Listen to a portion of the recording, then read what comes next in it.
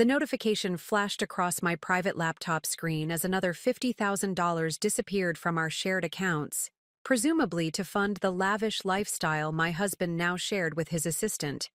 He emptied our joint savings without a second thought, never suspecting I was the trustee who controlled his family's fortune. The same fortune he'd need to access in exactly 30 days. A lifestyle that would come crashing down when the trust disbursement meeting revealed exactly who held the keys to his inheritance. Before we jump back in, tell us where you're tuning in from, and if this story touches you, make sure you're subscribed. Because tomorrow, I've saved something extra special for you. The first sign of trouble appeared on an unseasonably warm April morning. I had just returned from my quarterly business trip, a 3-day conference in Toronto where I'd been invited to speak about fiduciary responsibility and wealth management. The irony of that particular timing wasn't lost on me, even then. Our home, a restored Victorian in Boston's Beacon Hill neighborhood, felt unusually still when I entered. After 7 years of marriage, I had grown accustomed to the subtle rhythms of our shared life. The coffee maker that should have been running, the sound of CNBC playing in Richard's home office, the weekday hustle of a mutual morning routine. But that Tuesday, the house carried an emptiness that immediately set my instincts on alert. "Richard?" I called out, wheeling my carry-on toward the grand staircase. No answer. I found the explanation on our kitchen island, a hastily scrawled note explaining that he'd been called away on unexpected business and would return by the weekend. This wasn't entirely unusual. As the public face of his family's real estate development firm, Harrington Properties, Richard often traveled for meetings and site visits. What was unusual was that he hadn't mentioned it during our phone call just 12 hours earlier. I poured myself a glass of water and was about to head upstairs to unpack when my phone chimed with an automated alert from our bank. As a financial trustee who managed several high-net-worth family estates, I kept careful tabs on all my accounts, personal and professional. The notification showed a transfer of $15,000 from our joint account to an unfamiliar destination. A flicker of concern crossed my mind, but I initially dismissed it as Richard handling some business expense. I sent him a quick text. "Everything okay with the $15K transfer?" And headed upstairs to shower away the travel fatigue. When I emerged 30 minutes later, wrapped in a towel with hair still damp, I checked my phone. No response from Richard, but another notification had arrived. Another transfer, this time for $22,000. My professional instincts kicked in. I sat down at my desk and logged into our financial dashboard. What I saw sent ice through my veins. Over the past 48 hours, precisely timed with my absence, a series of transfers had systematically drained nearly 70% of our joint savings, all sent to the same unfamiliar account. I called Richard immediately, straight to voicemail. I tried his office. His executive assistant, Melanie, answered with a peculiar hesitation in her voice. "I'm sorry, Mrs. Harrington. Mr. Harrington is unavailable. Would you like to leave a message?" "Melanie, it's urgent. I need to know where he is right now." A pause. "I believe he's in meetings all day." "Which meetings? Where? This isn't like you to be vague." Another pause, longer this time. "I'm sorry, I can't provide that information." The call ended, leaving me with a growing sense of unease. In 7 years, I had never received such a response from any of Richard's staff. Something was very wrong. I called our private banker next. Jonathan had handled the Harrington family accounts for over 20 years and had personally worked with me on several trust structures for other clients. If anyone could provide clarity, it would be him. "Eleanor, I was just about to call you," Jonathan said, his usual comfortable tone replaced with something more serious. "There's been unusual activity on the Harrington accounts." "I'm looking at some of it now. What else can you tell me?" Jonathan cleared his throat. "Multiple large withdrawals and transfers over the past 3 days, all authorized with proper credentials and verification. Legally, there's nothing unusual, but given the pattern and timing." "What's the total, Jonathan?" His response confirmed my fears.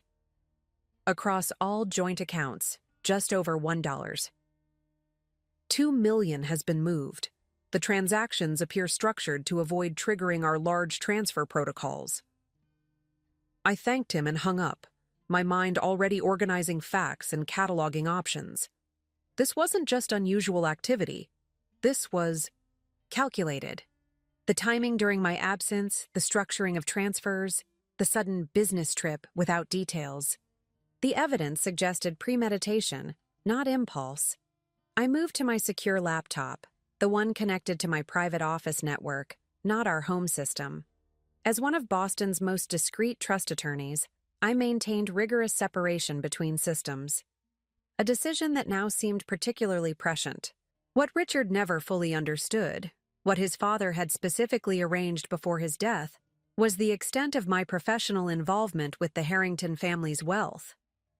While Richard served as the public face of Harrington Properties, handling day-to-day operations and development deals, the underlying family fortune was controlled through a complex trust structure. A trust structure that had, at old William Harrington's explicit instruction, been placed under my legal stewardship 5 years ago. "My son has his mother's charm and my business instinct," William had told me during one of our final meetings, before his passing. "But he lacks the discipline for wealth preservation. You'll maintain the guardrails, Eleanor. Richard doesn't need to understand the details. Just make sure the legacy endures." I had honored that commitment faithfully, managing the trust with diligence while allowing Richard the autonomy to run the visible business operations. The arrangement had worked seamlessly until now.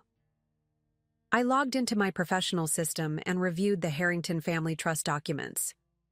The timing was almost poetic in its perfection.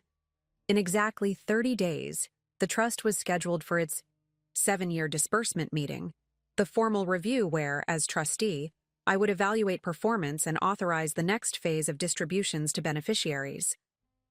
Distributions that Richard was counting on to fund several ambitious development projects he'd been promoting to investors.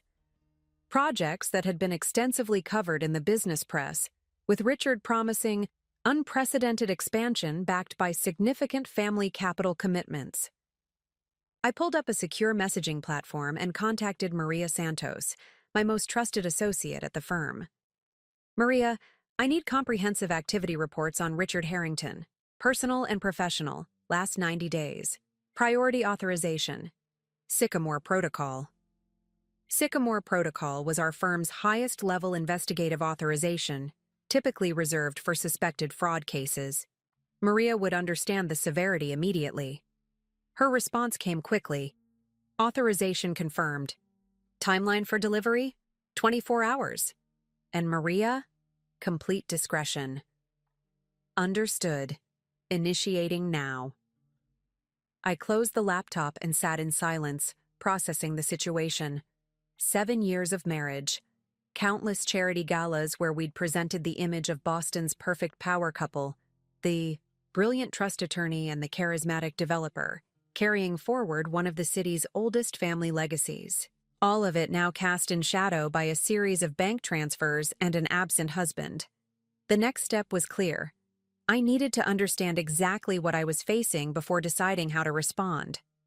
Richard had emptied our accounts with obvious intent. The only question was why, and for whom.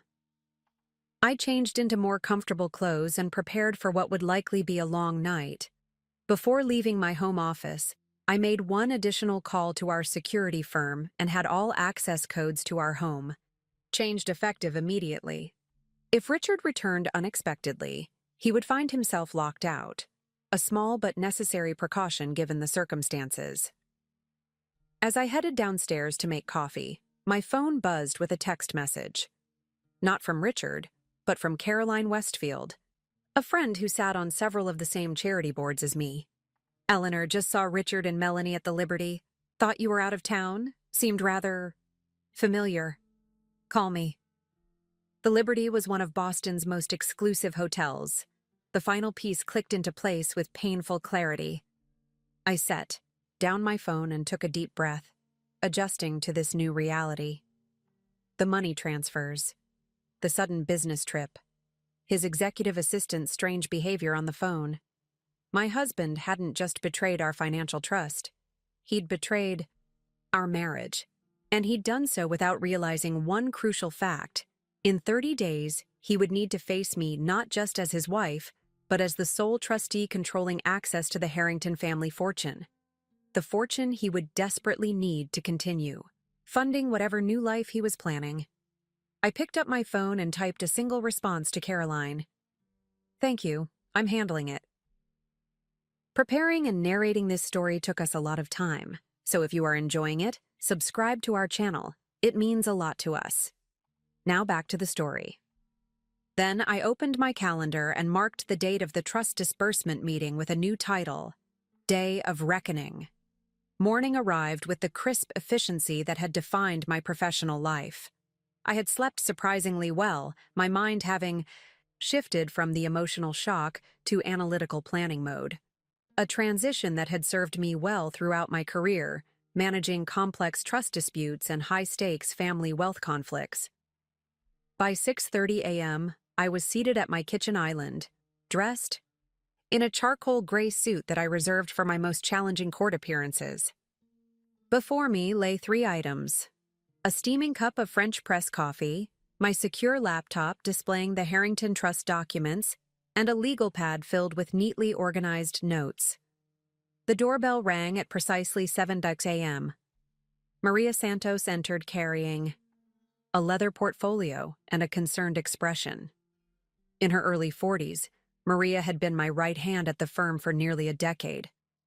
Her investigative skills were unmatched, particularly in cases involving financial impropriety. "You look better than I expected," she said, setting her things down and accepting the coffee I offered. "Professional detachment is a survival skill," I replied. "What did you find?" Maria opened her portfolio and laid out a series of documents. It's extensive and deliberate. What unfolded over the next hour was a methodical deconstruction of my husband's betrayal. Richard had been planning this for at least 4 months. Credit card statements revealed dinners at secluded restaurants. Hotel receipts documented weekend stays in New York and Washington, D.C., trips I'd believed were for development site visits. Phone records showed hundreds of texts and calls to Melanie's personal number, often late at night. The financial movements started small, Maria explained, turning to a spreadsheet. Testing the waters, perhaps. 5,000 here, 8,000 there, all carefully structured to appear as business expenses or investment movements. "And I missed it," I said, "the one acknowledgement of personal failure I would allow myself." "Eleanor, he deliberately timed the larger transfers for when you were traveling. He knew your schedule and exploited it." I nodded, turning to the next document. "What about the business side?" Maria's expression darkened. "That's where it gets interesting. Harrington Properties has been securing loans against anticipated trust disbursements. Richard has been promoting 3 major development projects: the waterfront complex in Providence, the mixed-use towers in Hartford, and the resort renovation in Newport. All marketed as fully funded through secured family capital commitments. Commitments I never approved, I noted. Exactly. But investors and partners believe the funding is guaranteed. The projects have broken ground. Contractors have been hired. Materials purchased. The burn rate is substantial. I tapped my pen against the legal pad. And the most recent account transfers? Maria slid forward another document. We've traced them to a newly established LLC registered in Delaware 3 weeks ago. Sunset Horizons, LLC. The sole signatories are Richard Harrington and Melanie Crane. They're planning to run, I said, the pieces aligning with perfect clarity. It appears so. 2 first-class tickets to Grand Cayman were purchased yesterday from Melanie's corporate card. Departure scheduled for next Tuesday. I allowed myself a small, cold smile. 6 days before the trust disbursement meeting. Maria had worked with me long enough to recognize that particular expression. You already have a plan. The outlines of one I confirmed, turning my laptop to show her the trust documents. William Harrington was many things, but naive about his son wasn't one of them. The trust contains specific provisions regarding beneficiary conduct. Maria scanned the highlighted section. Section 12. 4. In the event of demonstrable fiscal irresponsibility, moral turpitude, or actions deemed by the trustee to threaten the preservation of family assets, the trustee maintains unilateral authority to adjust, withhold, or redirect scheduled disbursements to any beneficiary. Old William called it his fool's folly clause, I explained. He inserted similar language into every significant family document. It gives me considerable latitude. And Richard never read the fine print, Maria said, understanding dawning. In her eyes. He dismissed trust management as boring paperwork better left to the attorneys. His father knew he would. I stood and walked to the window, looking out at the Boston skyline emerging from the morning mist. The Harrington name adorned several buildings visible from our home, a legacy built over generations. A legacy Richard was now jeopardizing for a flight to Grand Cayman with his assistant. "What's your next move?" Maria asked. I turned back from the window. "First, we secure what remains. Freeze any accounts I have signatory authority over. Cite suspicious activity and potential identity theft. Don't mention Richard specifically. That will flag at the bank," Maria noted, already making notes. "Good. I want Jonathan aware but not alarmed enough to contact Richard directly. Next, we need comprehensive documentation of the Harrington Properties situation. How over-leveraged are the projects, actually?" Maria consulted another document. Based on the loan-to-value ratios and the contingent trust disbursements he's promised, severely. Without the upcoming trust distribution, the Providence project alone will face immediate cash flow problems. The contractors are on net 15 payment terms, meaning they expect payment within 2 weeks of invoice submission, I clarified for my own thinking. How much is Richard counting on from the trust disbursement? Approximately $18.4 million for the next quarter. He's already allocated, most of it against outstanding commitments. I processed this information, mentally charting the optimal strategic response. We need to establish a parallel line of communication with key project stakeholders, contractors, lenders, investors, not to alert them to problems, but to establish my credibility as a legitimate financial authority. "Under what pretense?" Maria asked. "No pretense needed. As trustee of the Harrington Family Trust, I have fiduciary obligations to understand how trust assets are being deployed, standard due diligence. Nothing alarming about a routine review." Maria nodded appreciatively. "That gives you direct access without raising red flags." "Exactly. Meanwhile, I need you to prepare documentation for 2 scenarios."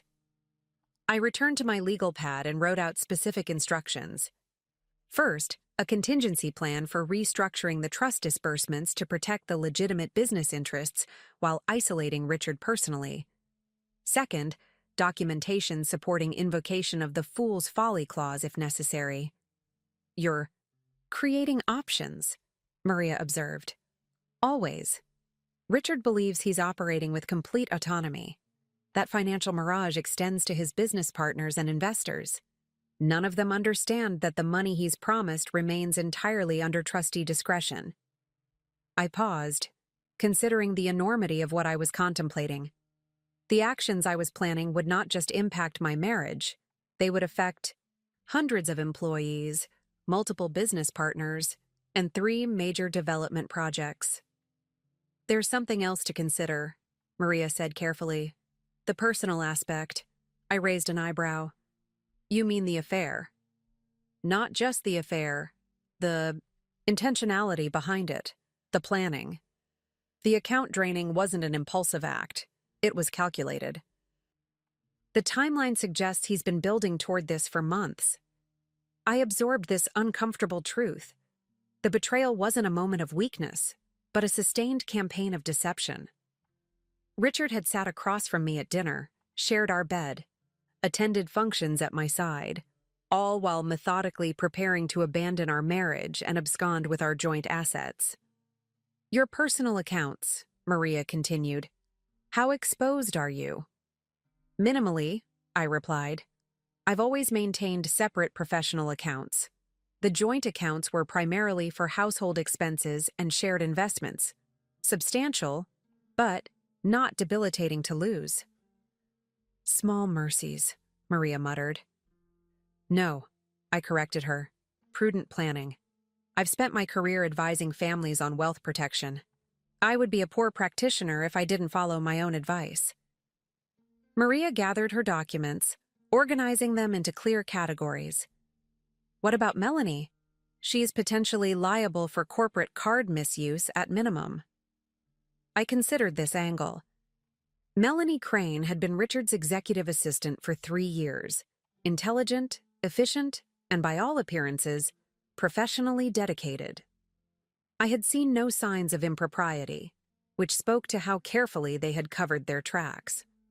Hold that thought, I said, making another note. We may need leverage, but I want to understand her involvement more thoroughly before deciding how to proceed. The grandfather clock in the hallway chimed 8 times. The day was unfolding and decisions needed to be made. One more question, Maria said, closing her portfolio. Richard doesn't know you're aware yet? No, and I'd like to maintain that advantage for now. How will you explain the account freezes when he discovers them? I allowed myself a small, cold smile. Identity theft concerns. Our accounts showed unusual activity while I was traveling. As a prudent financial professional, I took immediate protective action. I'll be devastated with worry about who might have targeted us. Maria's eyes widened slightly. You're going to play innocent. No, I corrected her. I'm going to play by the same rules he established. If Richard can conduct hidden affairs and drain accounts while presenting a loving facade, I can certainly express concerned confusion while putting my pieces into position. I walked Maria to the door, our next steps clearly established. Azar, she left. She turned back with an uncharacteristically personal question. Does it hurt? Underneath the strategy? I paused, momentarily allowing the professional armor to slip. Yes. But I've spent my career helping families protect legacies from those who would squander them.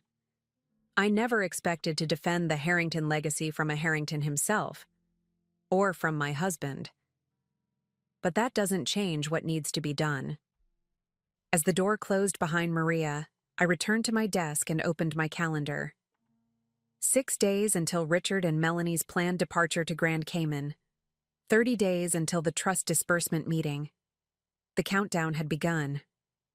I picked up my phone and composed a text to Richard. Missing you. When are you back? The house feels empty without you. Then I turned to my computer and began typing a formal letter on my professional letterhead, to whom it may concern. As trustee of the Harrington Family Trust, I am conducting a routine audit of all trust-related business activities. The opening moves had been made. Now it was time to set the board for what would come next. Richard's response came at 10:42 a.m. In meetings all day, probably back Sunday. Don't wait up. The brevity was telling. No terms of endearment, no questions about my trip, no specifics about his supposed meetings. Under normal circumstances, I might have attributed this to the distraction of a busy workday. Now, each word seemed calculated to maintain distance while providing minimal information. I set my phone down and returned to the dining room table, which had transformed into a command center of documents, financial statements, and legal materials. The morning's work had been productive. Jonathan at the bank had successfully implemented a security freeze on our remaining joint accounts, citing suspicious activity patterns consistent with identity theft. The Harrington Family Trust documentation was being quietly updated with addendums that would provide me maximum flexibility during the upcoming disbursement meeting. My desk phone rang, the private line reserved for select clients and professional contacts. Eleanor Harrington. Mrs. Harrington, this is Patricia Whitmore, calling from Harrington Properties. Patricia was the company's chief financial officer, a competent professional who had been with the firm since before Richard took over leadership. Her calling my private line rather than my cell phone suggested she was deliberately avoiding Richard's awareness. Patricia, how can I help you? A slight hesitation. I received your letter regarding the trust audit. I wanted to confirm this. Is a routine review? The question contained layers of meaning. Patricia was effectively asking if there was cause for concern. Standard procedure, I assured her, keeping my tone neutral. The 7-year disbursement review is approaching. The trust requires comprehensive documentation of how previous distributions have been allocated. I see. Another pause. And Mr. Harrington is aware of this review. As the primary beneficiary, Richard is naturally informed of all trust activities, I replied, sidestepping a direct confirmation. I'm simply fulfilling my fiduciary obligations as trustee. Of course. Patricia's tone shifted subtly. When would be convenient for you to visit our offices? I can prepare the necessary documentation. I appreciate your promptness, Patricia. However, I'd prefer to review the materials at my office first. Could you have the quarterly financial statements, project funding allocations, and current loan documentation sent over this afternoon? That's quite extensive, she noted, carefully. The trust disbursement involves significant assets. Thoroughness is essential. Another pause, longer this time. Mrs. Harrington, may I speak frankly? Please do. There have been some unusual financial movements recently. Mr. Harrington has been making commitments that stretch our operational capacity. As CFO, I've expressed concerns about our cash flow projections, particularly regarding the Providence development. This was more candid than I had expected, and extremely valuable. Patricia wasn't just cooperating, she was alerting me to problems. I appreciate your professionalism, Patricia. Perhaps we should discuss this in person. Would 4 p.m. today work for you? At my office, not Harrington Properties. I'll be there, she confirmed, a hint of relief in her voice. After ending the call, I immediately phoned Maria. Patricia Whitmore is coming in at 4. She's volunteering concerns about Richard's financial commitments. That's unexpected, Maria remarked. The CFO breaking ranks? Not breaking ranks, fulfilling her professional obligations. Patricia has always been meticulous about proper financial governance. If she's concerned enough to approach me directly, the situation at Harrington Properties may be more precarious than we realized. Want me to sit in on the meeting? Absolutely. And bring the Providence project files. I want to be fully prepared for whatever she reveals. The next few hours were devoted to preparation. I reviewed the trust's legal framework, focusing on provisions that would allow me to intervene in business operations if necessary. I also drafted several contingency scenarios, ranging from minimal intervention to complete reassignment of trust, disbursements away from Richard. At 3:30 p.m., I received another text from Richard. Need additional $200K transferred to operations account. Authorize ASAP. The audacity was almost admirable. Having already drained our personal accounts, he was now attempting to extract additional funds, likely to cover the cash flow issues Patricia had alluded to. The timing suggested he was scrambling to address immediate financial pressures. I did not respond. Patricia Whitmore arrived precisely at 4 p.m. In her mid-50s with impeccable silver-streaked hair and a no-nonsense demeanor, she had always struck me as someone who valued financial propriety above all else. Today, her typically composed expression carried an undercurrent of tension. Thank you for coming, Patricia, I greeted her, showing her into my private conference room where Maria waited with prepared files. I believe you know my associate, Maria Santos. Yes, of course. Patricia nodded professionally before taking a seat. Once settled, she withdrew a leather portfolio from her briefcase. I've brought the documentation you requested, along with some additional materials I believe are relevant to your review. Before we begin, I said, I want to assure you that this conversation falls under attorney-client privilege. Your professional candor is both protected and appreciated. Patricia's shoulders relaxed marginally. Then I'll be direct, Mrs. Harrington. Harrington Properties is facing imminent cash flow challenges. The Providence waterfront development has experienced significant cost overruns. Contractors have submitted invoices totaling $3.7 million due within 8 business days. Our operating accounts currently hold approximately $2 million. A shortfall of $5 million, Maria noted. Correct. Mr. Harrington has assured the board and investors that additional capital is forthcoming from family resources, but our Treasury Department has not received documentation confirming these transfers. I maintained a neutral expression. And the Hartford and Newport projects? Similar situations, though the immediate payment pressures are not as severe. Hartford has vendor payments of approximately $8 million due in 3 weeks. Newport requires $3 million by the end of the month. A total immediate funding requirement of $8 million, I calculated aloud, with no confirmed source identified. Patricia nodded grimly. Mr. Harrington has repeatedly referenced the upcoming trust disbursement as the funding solution. He's characterized it as a mere timing issue, bridge loans until the trust funds arrive. Has he provided the board with documentation regarding the trust disbursement? I asked, already suspecting the answer. He has presented summaries, indicating guaranteed distributions of $4 million scheduled for release in 30 days, now 29.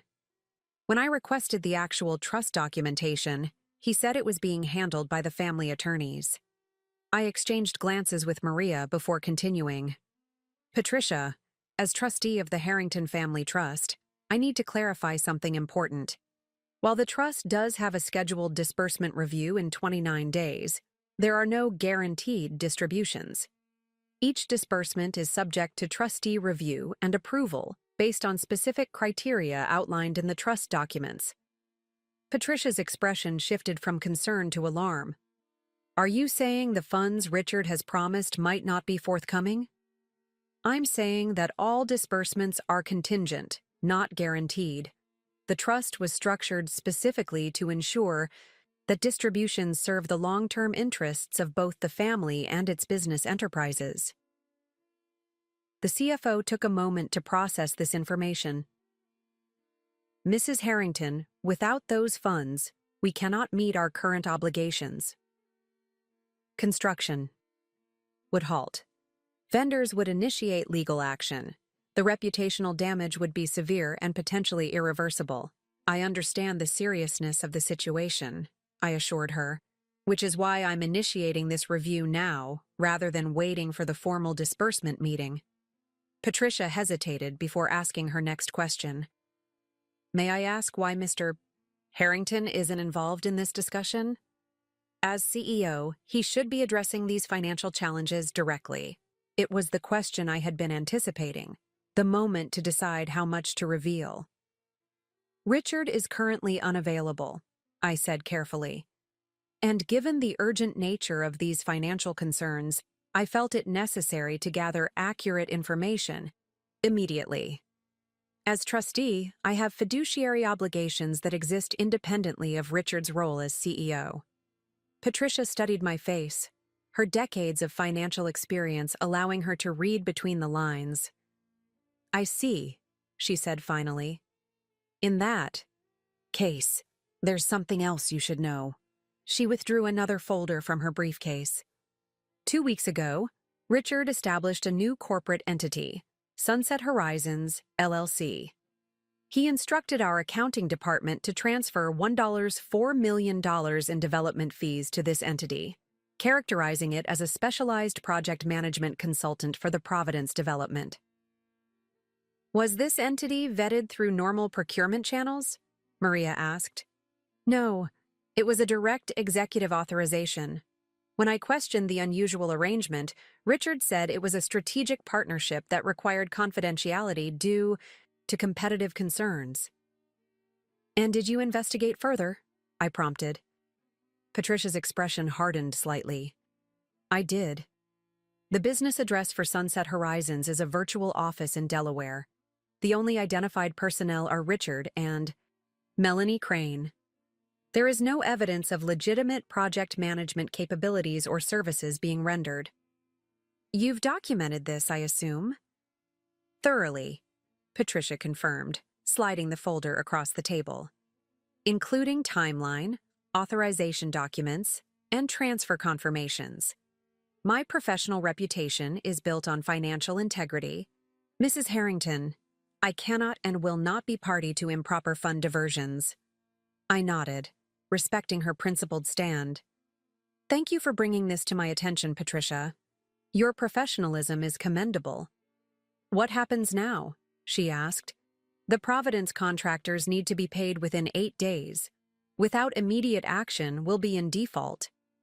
I considered our options carefully. The immediate financial crisis needed to be addressed, but any solution had to be structured to prevent Richard from diverting additional funds while preserving the viability of legitimate business operations. I'll need 24 hours to formulate a response, I told her. In the meantime, please don't discuss this meeting with Richard or anyone else at Harrington Properties. Cite normal confidentiality protocols if asked. And if Richard requests additional fund transfers, route all such requests through your standard approval protocols. Document everything. If pressed, explain that you're adhering to the company's financial governance procedures. Patricia gathered her materials, appearing relieved to have shared her concerns, but still visibly worried about the unresolved financial crisis. 24 hours, then. After she departed, Maria turned to me. The situation is worse than we thought. Richard isn't just planning to leave with your joint savings. He's potentially sabotaging the entire family business. No, I corrected. Her. He's leveraging the family business to extract maximum funds before departing. He needs the Providence project to remain viable just long enough to secure the trust disbursement. Then he'll be gone, leaving the subsequent financial collapse for others to handle. What's our next move? I walked to the window, watching the afternoon light cast long shadows across the Boston skyline. 2 parallel tracks. First, we need to secure the legitimate business operations, ensure the contractors get paid and the projects continue without disruption. Second, we need to isolate Richard from any further financial access while gathering additional evidence of his misconduct. The first requires capital, Maria pointed out, at least $8 million immediately. The trust has liquid reserves, designated for emergency business stabilization. As trustee, I can authorize their use under the continuity provisions. And the second? I turned back from the window, my decision made. It's time to meet with Jonathan at the bank.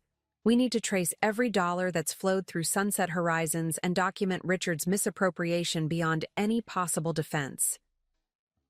He'll realize we're on to him as soon as you deploy emergency trust funds, Maria warned. Yes, I acknowledged. But by then, it will be too late for him to change course. The money he's already diverted will be documented. The trust provisions will be activated, and his planned escape to Grand Cayman will become evidence of intent.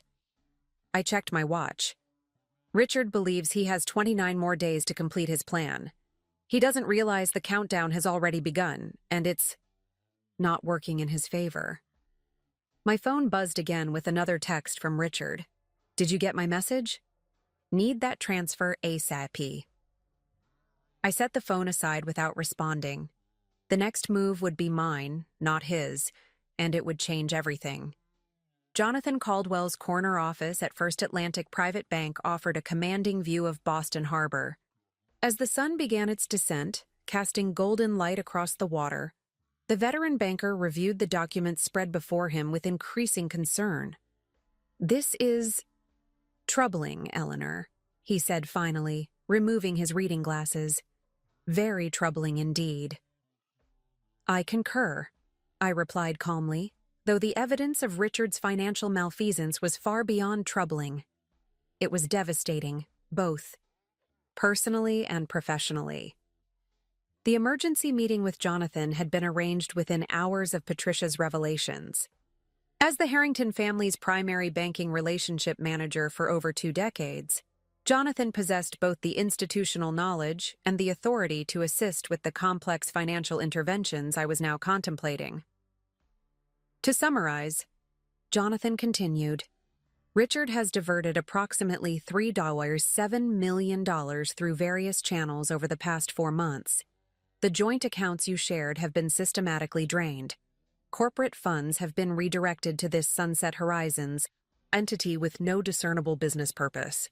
And he's leveraged Harrington Properties with commitments predicated on trust disbursements that haven't been authorized. That's an accurate assessment, I confirmed. And you believe he's planning to leave the country before the financial consequences become apparent? The evidence suggests exactly that. 2 first-class tickets to Grand Cayman, departing 6 days from now. An LLC established in a jurisdiction known for banking privacy. Systematic liquidation of accessible assets. The pattern is unambiguous. Jonathan leaned back in his leather chair, his expression grave.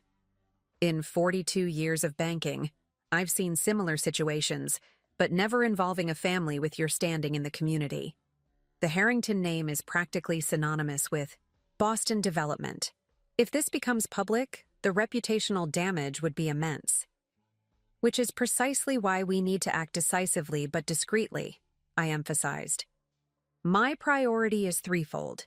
Secure the legitimate business operations, document the financial misappropriation, and prevent further damage to the Harrington legacy. Jonathan nodded, already thinking through the banking implications. What specific actions are you contemplating? I laid out my strategy methodically.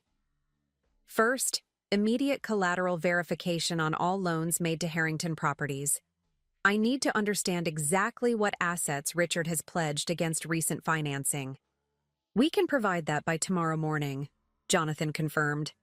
Second, I need to deploy emergency stabilization funds from the trust reserves to address the immediate contractor payment crisis.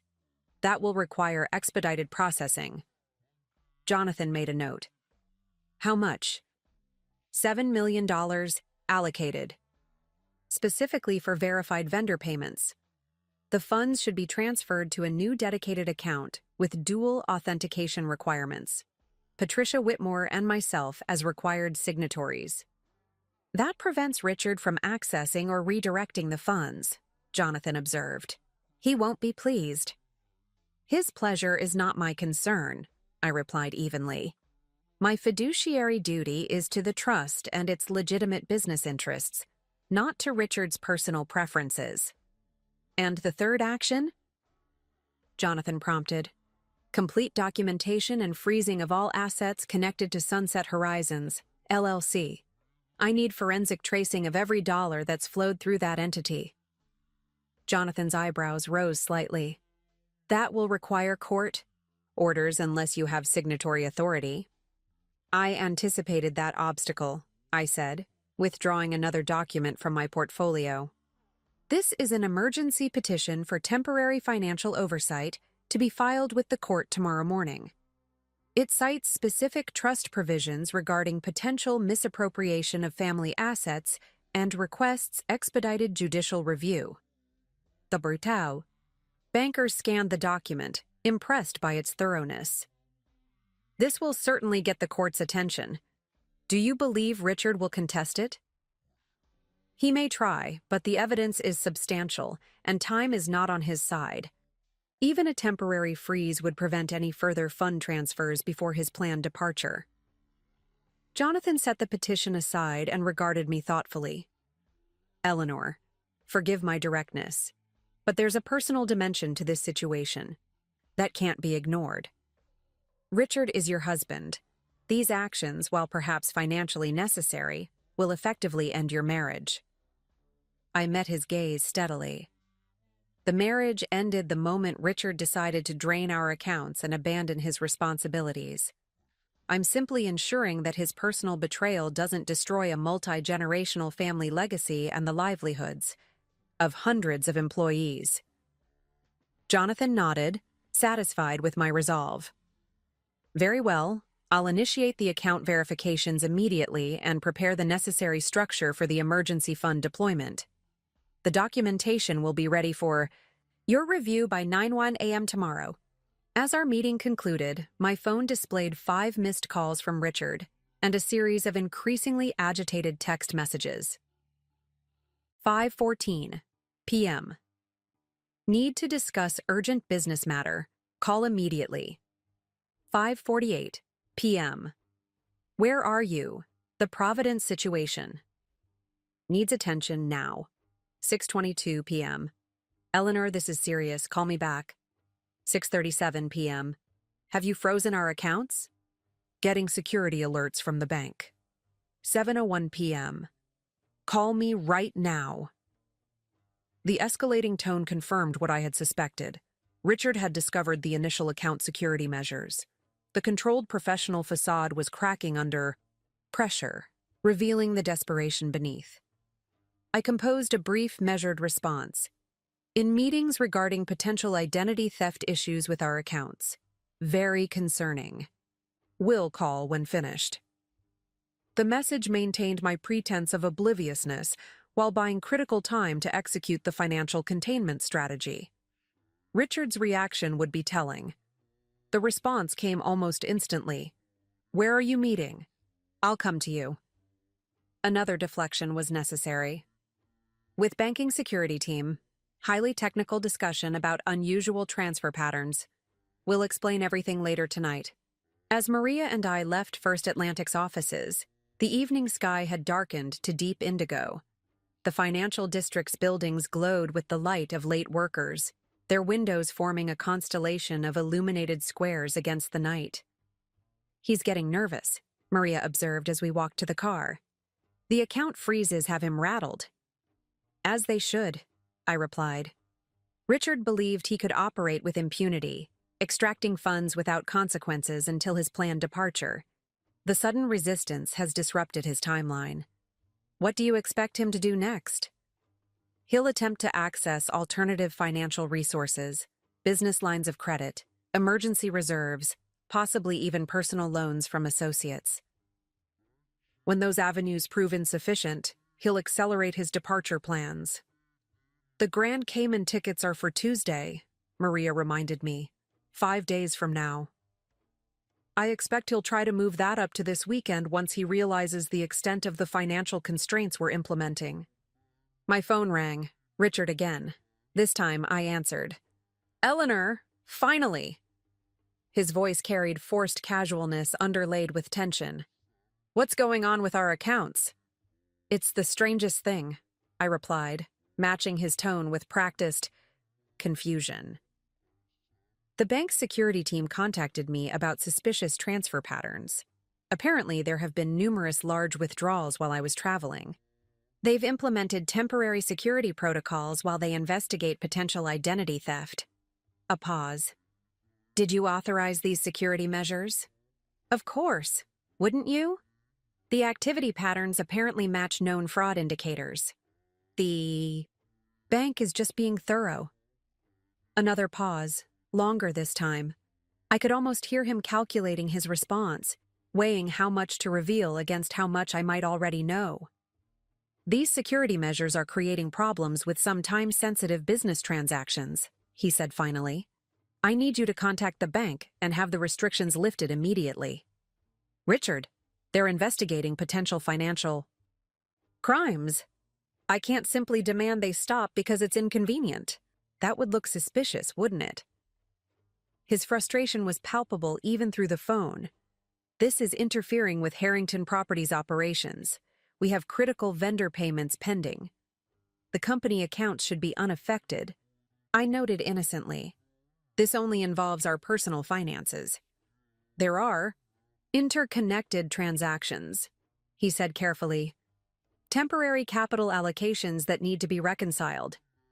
That sounds concerning, I replied, maintaining my facade of helpful confusion.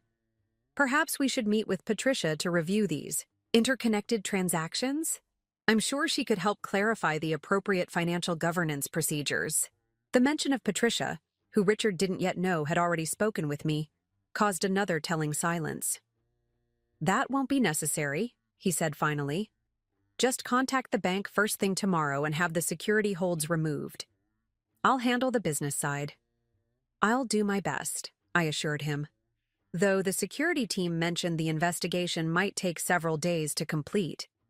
Apparently, some of the transfers were quite sophisticated. Days? Richard's composure slipped noticeably. That's completely unacceptable. These are our accounts, Eleanor. We should have immediate access. I agree it's frustrating, but financial security is paramount, isn't it? We wouldn't want unauthorized persons accessing our funds. The irony of my statement hung in the air between us. Richard, of course, was the unauthorized person who had been systematically draining our accounts, a fact he didn't yet realize I had documented extensively. When will you be home? He asked abruptly, changing tactics. I have another meeting regarding the security issues, then I'll be back. Don't wait up. This might take a while. I'll wait, he insisted. We need to discuss this situation thoroughly. Of course, I agreed pleasantly. I'm as concerned as you are about protecting our finances. After ending the call, I turned to Maria. He's coming home tonight, earlier than planned. That's unexpected. Are you sure you want to be there? I nodded. Absolutely. It's essential to maintain the appearance of normalcy while our legal countermeasures take effect. If I suddenly changed my behavior or location, it would alert him to my awareness. It could be uncomfortable, Maria warned. Or worse. Richard isn't physically dangerous, I assured her. His weapon has always been manipulation, not intimidation. Besides, the house security system records everything. His behavior tonight will simply become additional documentation for our case. We reached my car and I handed Maria a USB drive. This contains all the emergency authorization codes for the trust management systems. If anything unexpected happens, you have full authority to execute the contingency protocols we discussed. Maria accepted it solemnly. Nothing unexpected will happen, but I'll keep this secure. Tomorrow morning, 8 a.m. sharp at the office. We'll finish preparing the court filings before my 9 a.m. meeting with Jonathan. As Maria departed, I sat in my car momentarily, preparing myself for the confrontation to come. Richard would be desperate to restore his access to funds, increasingly aware that his carefully constructed extraction plan was faltering. He would employ every manipulative tactic in his considerable arsenal tonight: charm, gaslighting, misdirection, perhaps even genuine seeming contrition. But unlike previous times when Richard had skillfully navigated challenging situations, tonight would be different. Tonight, I possessed something he didn't: complete information. The evidence of his betrayal was meticulously documented. The financial safeguards were being systematically implemented. The legal countermeasures were prepared for filing. I started the car and headed home, mentally rehearsing the performance I would deliver. Concerned wife, puzzled by banking security issues, entirely unaware of her husband's imminent abandonment plans. It would be my most challenging role yet, playing ignorant while setting in motion the mechanisms that would ultimately reveal everything. As I drove through Boston's evening traffic, a strange calm settled over me. The initial shock and pain of Richard's betrayal had been methodically channeled into strategic action. The trustee mindset that had served me professionally for years was now protecting me personally. Richard had severely underestimated both my capabilities and my resolve, a miscalculation that would cost him everything he thought he had secured. My phone buzzed with a text from Jonathan: "Emergency protocols initiated. All systems secure." The pieces were in place. The countdown had begun. And Richard, still believing he controlled the narrative, had no idea that his carefully constructed extraction plan was already crumbling beneath him. I pulled into our driveway, noting Richard's car already parked in its usual spot. Taking a deep breath, I prepared to face my husband, the man who had shared my bed while plotting to desert, me, who had drained our accounts while planning his escape with another woman, who had leveraged a family legacy for personal gain. Tonight would be a masterclass in controlled restraint. Tomorrow would bring the beginning of consequences. And in 29 days, at the trust disbursement meeting, would come the final reckoning that Richard never saw coming. The house was unnaturally quiet when I entered, the grand foyer dimly lit with only the accent lighting illuminating the artwork on the walls, pieces we had carefully selected together during weekend trips to galleries in New York and London. How strange that objects chosen in moments of apparent harmony could now silently witness such profound betrayal. I set my briefcase and keys on the entrance table, the soft sound echoing slightly in the stillness. The security system chimed, quietly as I disabled it with my personal code. A code I had already arranged to have changed tomorrow, though Richard didn't know that yet. Eleanor. Richard's voice came from the darkness of the living room. He hadn't turned on the lights, an unusual choice that seemed calculated for dramatic effect. As my eyes adjusted, I could make out his silhouette seated in his favorite leather armchair, a tumbler of what was undoubtedly expensive scotch in his hand. "Richard," I replied evenly, maintaining my composed facade, "I didn't expect you back until Sunday."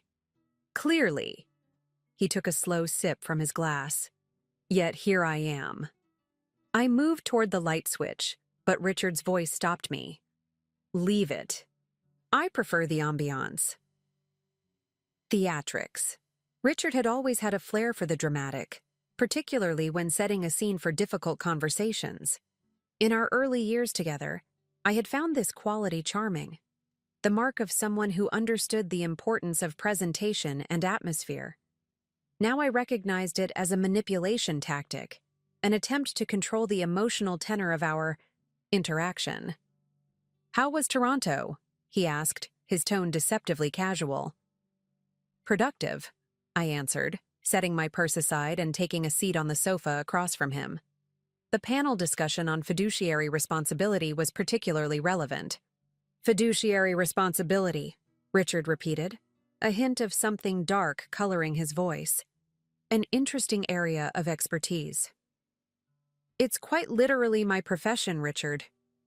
He leaned forward slightly, the ice in his glass clinking. "Tell me about these suspicious transfers the bank is investigating." "I don't have many details." "Yet," I replied, manufacturing a concerned expression. "Apparently, there have been numerous substantial withdrawals from our joint accounts over the past several weeks. The patterns triggered the bank's security algorithms. And naturally, you authorized a complete freeze on our finances without consulting me." "I authorized standard security protocols based on the bank's recommendation," I corrected him.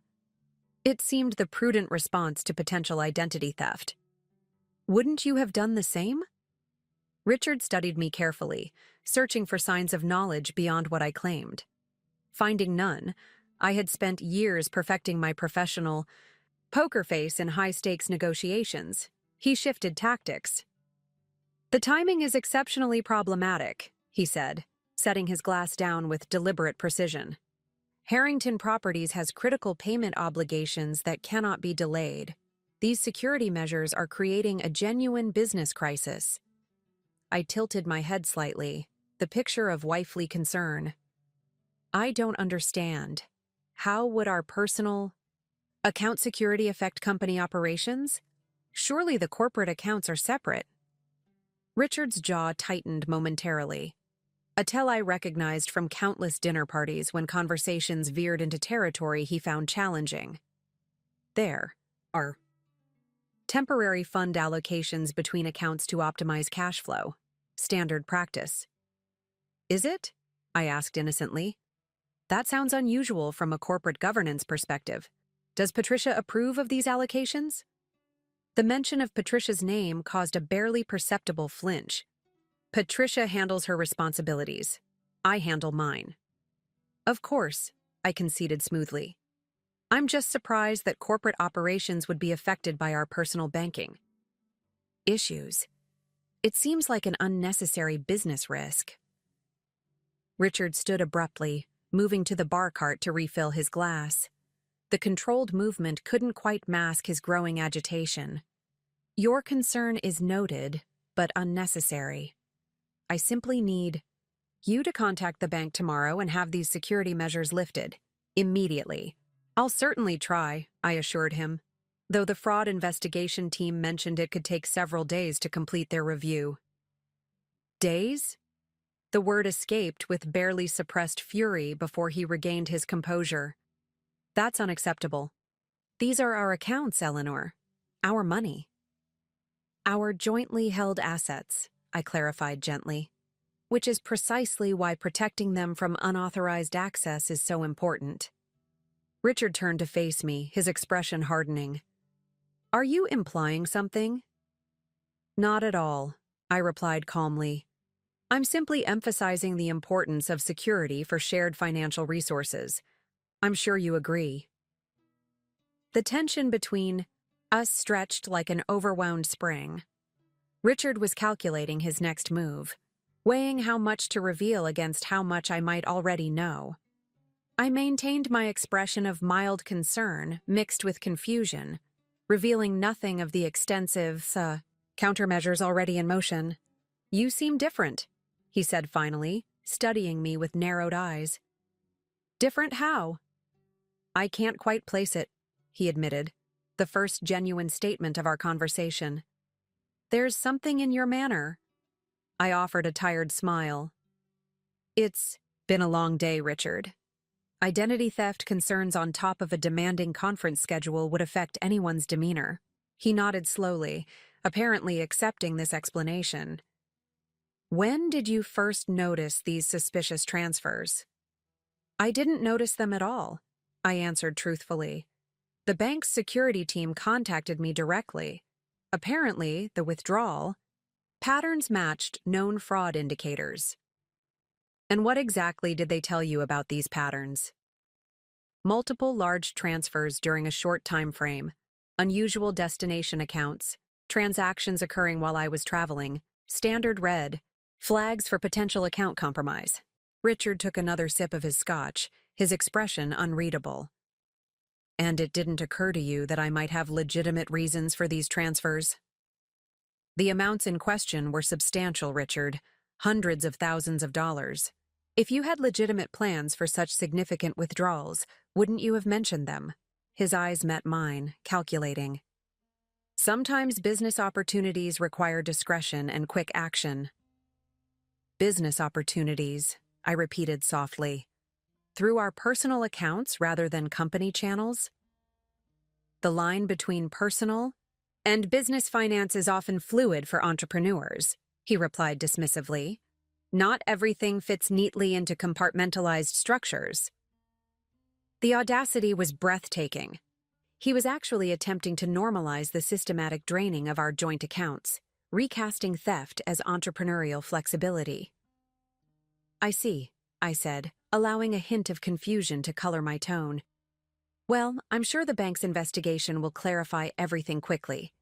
In the meantime, we should probably review our financial positions to ensure we can manage household expenses until the security holds are lifted. Richard waved this concern away. I've made alternative arrangements for immediate needs. My primary concern is addressing the business payment obligations that can't be postponed.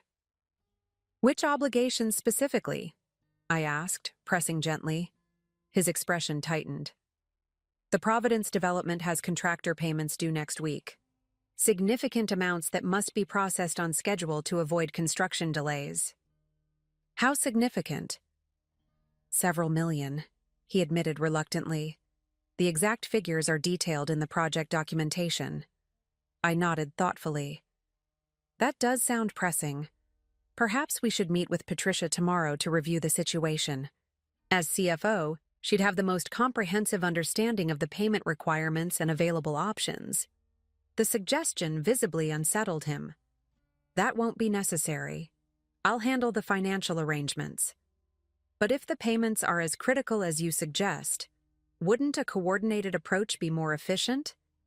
I have experience with complex financial structures that might prove useful. Richard set his glass down with careful precision. Your expertise in trust management is noted, Eleanor, but Harrington Properties remains my operational domain. I'll address the Providence situation through appropriate corporate channels. The statement hung between us. His assertion of separate territories, his attempt to maintain the walls between our professional worlds. If only he knew how thoroughly those walls had already been breached. As you wish, I conceded, rising from my seat. It's been a long day, and tomorrow will likely be consumed with resolving these banking issues. I think I'll retire for the night. Richard remained seated, watching me with an expression I couldn't quite decipher. Something's different, he said again, almost to himself. I paused at the doorway. Good night, Richard. I hope whatever's troubling you resolves itself soon. As I climbed the stairs to our bedroom, I heard the distinct sound of a glass being hurled against the fireplace, followed by muttered curses. The controlled facade was cracking under pressure. Richard was realizing that his carefully constructed extraction plan was encountering unexpected resistance, and his frustration was manifesting physically. In our bedroom, I changed into nightclothes and prepared for bed with methodical calm. My secure phone showed notifications from both Maria and Jonathan, confirming that all planned financial containment measures were proceeding on schedule. By morning, Richard's ability to access or move significant funds would be severely constrained. I heard him pacing in his study down the hall, making phone calls in hushed, urgent tones. Fragments of conversation drifted through the house. Alternative funding sources, temporary liquidity constraints, accelerated timeline. He was scrambling to salvage his escape plan, unaware that each desperate maneuver was being monitored and documented. Eventually, Richard entered the bedroom, his movements betraying the tension he was working to conceal. He undressed silently and slipped into bed, maintaining a careful distance between us, the physical manifestation of the gulf that had opened in our marriage. Eleanor, he said finally, his voice carefully modulated. I may need to travel again. Tomorrow. Urgent business matters require personal attention. Of course, I replied softly, feigning sleepiness. Your business responsibilities come first. They always have. The subtle barb wasn't lost on him. A long silence followed before he spoke again. You've always understood the demands of building something significant, he said, attempting a conciliatory tone. Few people appreciate the sacrifices required. Indeed, I agreed. Sacrifices should serve a purpose greater than oneself. That's what differentiates sacrifice from exploitation. Richard had no response to this philosophical distinction. Eventually, his breathing settled into the rhythm of sleep, or at least the pretense of it. I lay awake, reviewing tomorrow's strategic moves and contingency plans. In the darkness, I allowed myself a moment of reflection on the man lying beside me. The husband who had shared my life for 7 years while secretly plotting his exit. Who had drained our joint resources while planning a future with another. Woman who had leveraged family assets for personal gain with no regard for the consequences. Tomorrow would begin the formal process of holding him accountable. The legal filings would be submitted. The financial evidence would be preserved. The trust protections would be activated. Richard believed he had 29 more days to complete his extraction and disappearance. In reality, his time had already run out. I closed my eyes, finding unexpected peace in the clarity of purpose that had emerged from betrayal.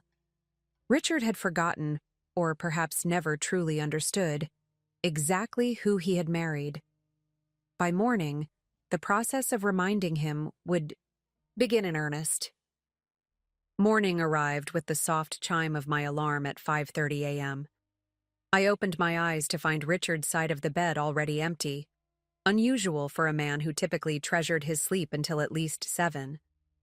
The sound of the shower running in the guest bathroom downstairs suggested he was deliberately avoiding our shared space, another telling indicator of his mindset. Perfect. His absence would simplify my own preparations. I moved through my morning routine with practiced efficiency, selecting a charcoal gray Armani suit that I reserved for high-stakes negotiations. The subtle power dressing was intentional. Today would require every advantage, including psychological ones. My secure phone displayed several overnight notifications. From Jonathan. Emergency Trust Fund deployment processed. Dual authentication. Protocols active as of 4 a.m. From Maria. Court filings prepared. Judge Harriman assigned to review. 9:30 a.m. preliminary hearing confirmed. From Patricia. Urgent situation with Providence contractors. Are attempting to redirect payment channels. Awaiting your guidance. The last message was concerning, but not unexpected. Richard was clearly working to circumvent the financial controls we had begun implementing. His desperation would only increase as additional barriers manifested throughout the day. I responded to Patricia first. Maintain standard payment protocols. Reference pending audit requirements if pressed. New funding structure will be communicated by 10 a.m. As I finished dressing, I heard the front door close. Through the bedroom window, I watched Richard hurry to his car, his movements betraying his agitation. He was leaving early, presumably to pursue those alternative funding sources he had been discussing on the phone last night. I waited until his car disappeared down the street before making my own departure. No need for another confrontation before all pieces were in position. At 7:45 a.m., I arrived at my office to find Maria already waiting, a spread of documents organized across the conference table. "Good morning," she greeted me, professional as always despite the extraordinary circumstances. "How was your evening?" "With Richard?" "Illuminating," I replied, setting down my briefcase. He's definitely panicking, though trying to conceal it. He made 3 calls after midnight to various financial contacts, presumably seeking liquidity from alternative sources. Maria raised an eyebrow. "You had his calls monitored?" "Not actively. Our home security system logs all communications for security purposes, a feature Richard insisted upon but apparently forgot about in his current distraction." "Convenient," Maria observed with the ghost of a smile. "The emergency petition is ready for your final review." Judge Harriman was specifically selected for his background in trust law and his reputation for discretion in high-profile cases. I reviewed the legal filing, making minor adjustments to strengthen certain language. The petition outlined the evidence of financial misconduct, the imminent risk of asset dissipation, and the trustee's authority to implement protective measures.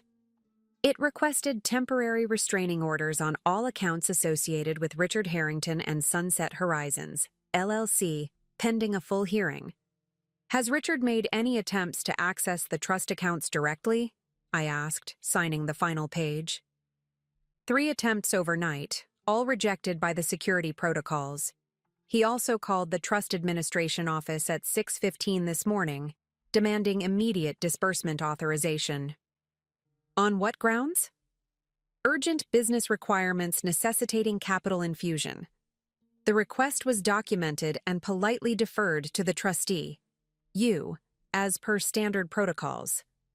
I nodded, satisfied that the institutional guardrails were functioning as designed.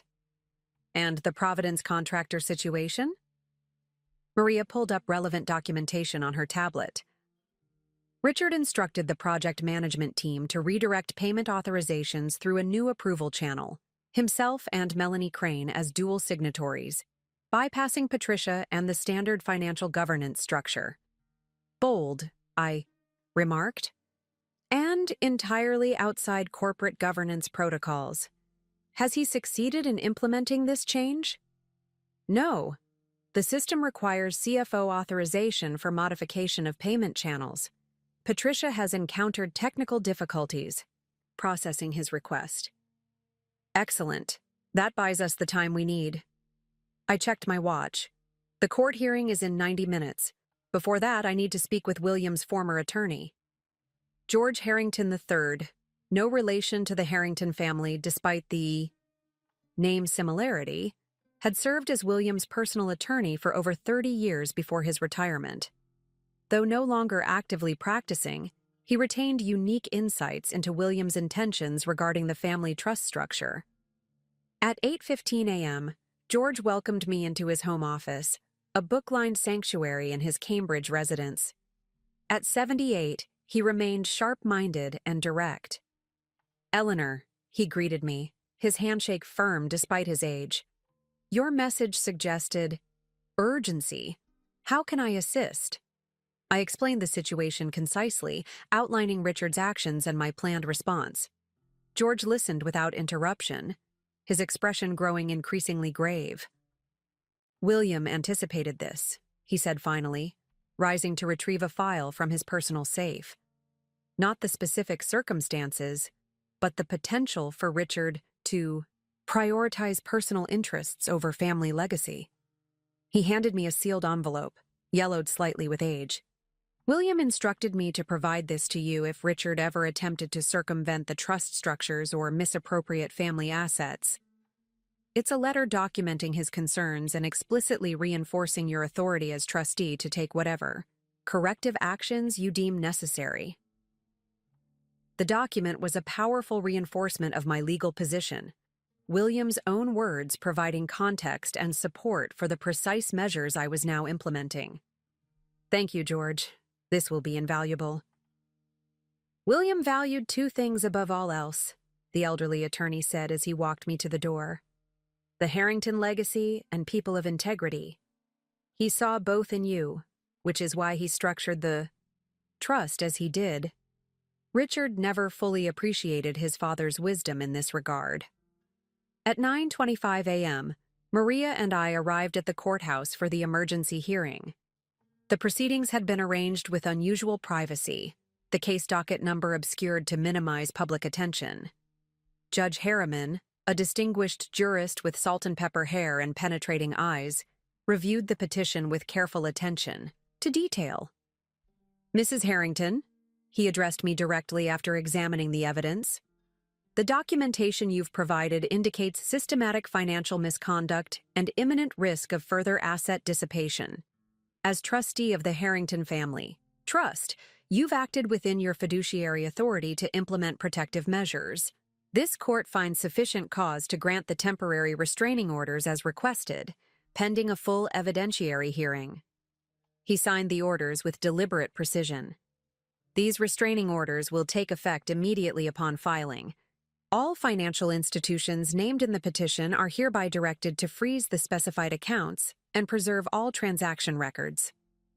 The court further directs that copies of these orders be served on Richard Harrington and Melanie Crane without delay. By 10:15 a.m., the orders had been filed and electronic notifications dispatched to all relevant financial institutions. The legal vice was tightening, though Richard remained unaware of its full extent. My next stop was First Atlantic Private Bank, where Jonathan awaited with confirmation of the emergency trust fund deployment. "The $7 million has been transferred to the secure contractor payment account," he reported. "Dual authentication protocols are active, requiring both your approval and Patricia Whitmore's for any disbursements. We've also completed the collateral verification on Harrington Properties loans. And," Jonathan's expression tightened, "Richard has overextended significantly. The Providence development is leveraged at nearly 85% of projected value, well beyond industry standards and the bank's normal lending parameters. He secured the additional funding through personal guarantees backed by anticipated trust disbursements." "Guarantees he had no authority to make," I noted. "Precisely. From a banking perspective, this creates significant risk exposure. If those trust disbursements don't materialize as he's represented, The loan covenants would trigger immediate default clauses. I understand the implications, I assured him. My priority remains protecting legitimate business operations while addressing Richard's misconduct. The contractors need to be paid, and the projects need to continue without disruption. Jonathan nodded. The dual authentication structure accomplishes that objective. Patricia can verify legitimate vendor invoices, and your approval ensures appropriate fund allocation. As we finished our meeting, my phone registered an incoming call from an unexpected source, Melanie Crane. After a moment's consideration, I decided to answer. Eleanor Harrington speaking. Mrs. Harrington. Melanie's voice carried a forced professional tone underlaid with clear anxiety. I'm calling regarding some concerning financial disruptions affecting Harrington Properties operations. Indeed, I replied neutrally. What sort of disruptions? There appear to be irregularities with certain payment authorizations and account access. As Mr. Harrington's executive assistant, I'm attempting to resolve these issues and wondered if you might have relevant information. The carefully worded inquiry revealed volumes about Melanie's current position. She was trying to determine how much I knew while maintaining plausible deniability about her own involvement. How interesting that you would contact me about corporate financial matters, Ms. Crane. As you're aware, my professional role involves trust management, not Harrington Properties operations. A pause. Yes, of course. It's just that some of these issues seem to involve trust-related authorizations, and Mr. Harrington suggested you might have insights. Did he? I allowed a hint of curiosity to color my tone. That's rather surprising, given that Richard has always maintained strict separation between corporate operations and trust administration. Perhaps you could clarify exactly which authorizations are causing concern? Another pause, longer this time. The specific details are probably best discussed directly with Mr. Harrington. I apologize for any inappropriate intrusion into trust matters. No apology necessary, I assured her smoothly. In fact, I'd be happy to address any questions regarding trust administration. Perhaps we could meet in person? Say, tomorrow morning at my office? We could review any concerning authorizations together. The invitation was deliberate, an opportunity to assess Melanie's level of knowledge and potentially separate her from Richard's influence. I would need to check Mr. Harrington's schedule, she hedged, though tomorrow might be difficult, given some upcoming travel commitments. Yes. The Grand Cayman trip scheduled for Tuesday, I said casually. First-class tickets for two, I believe? How lovely. Though the timing seems potentially problematic, given the Providence payment situation you mentioned. The shocked silence that followed confirmed what I had suspected. Melanie hadn't anticipated my knowledge of their travel plans. I'm not sure what you're referring to, she managed finally, her voice noticeably less composed. No? How curious. Well, if your schedule permits, my offer for a meeting remains open. Otherwise, I imagine we'll have opportunity to discuss these matters during the trust disbursement review. Though that would be after your planned departure date, wouldn't it? Without waiting for her response, I continued pleasantly. Please do give Richard my regards when you speak with him. Mention that I've been in touch with Patricia regarding the Providence contractor payments. I'm sure he'll be relieved to know those financial arrangements are being addressed. I ended the call before she could recover her composure, immediately, texting Maria. Melanie made contact, fishing for information about account restrictions, clearly rattled when I mentioned Grand Cayman tickets. Expect Richard to escalate dramatically when she reports back to him. The strategic revelation of my knowledge about their travel plans was calculated to accelerate the timeline.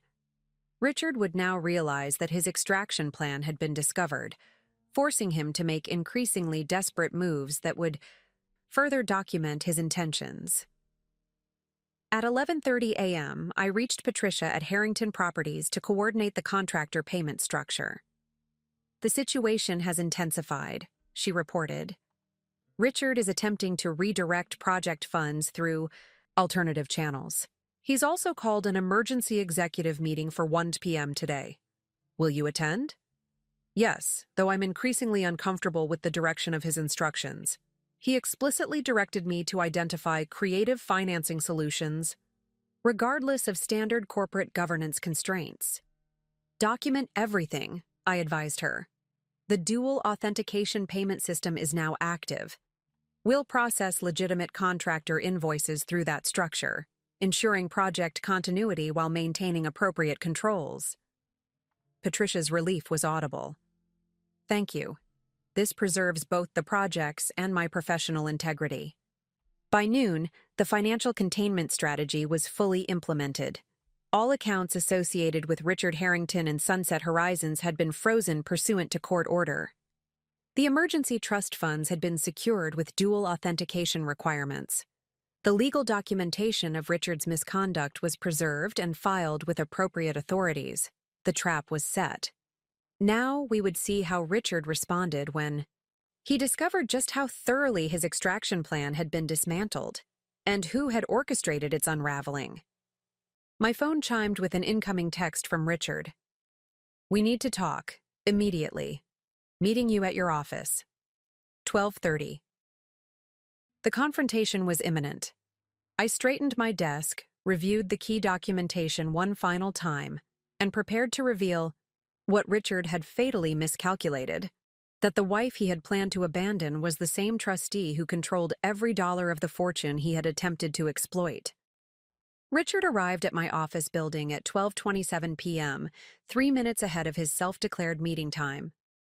Through the security monitors, I watched him stride across the lobby with the confident bearing of someone accustomed to commanding rooms and intimidating opponents.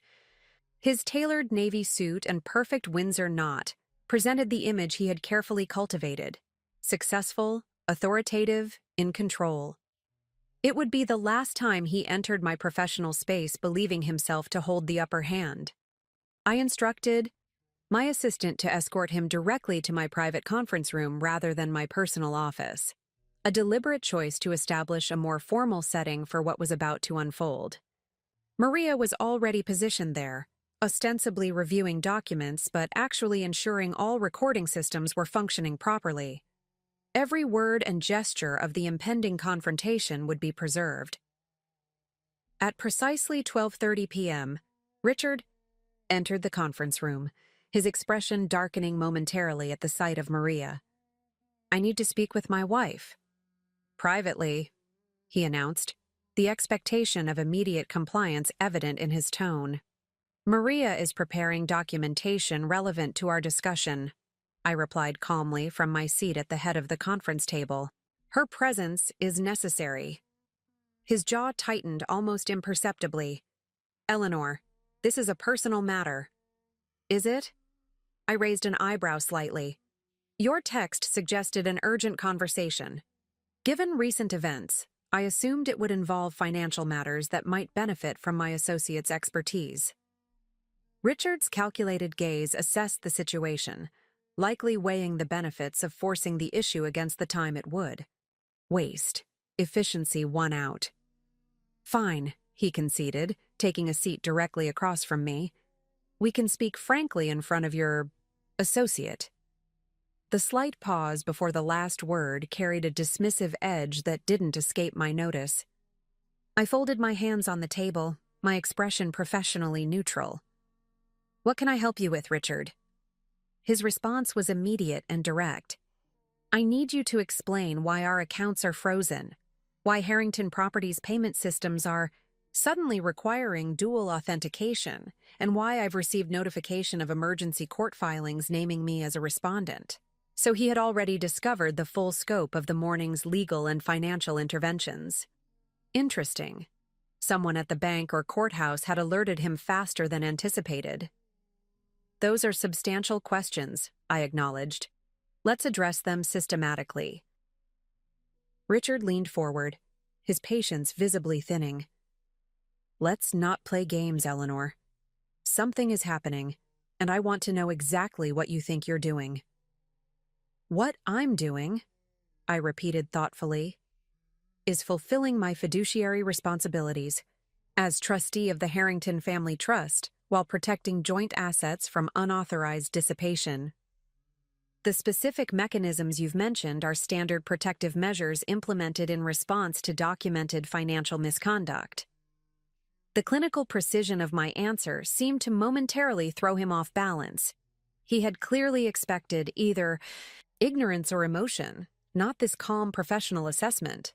Financial misconduct? His tone carried practiced outrage. What are you talking about?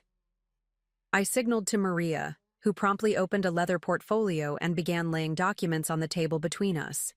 Bank statements, transfer records, incorporation, papers for Sunset Horizons, LLC, Grand Cayman flight confirmations, and hotel reservations.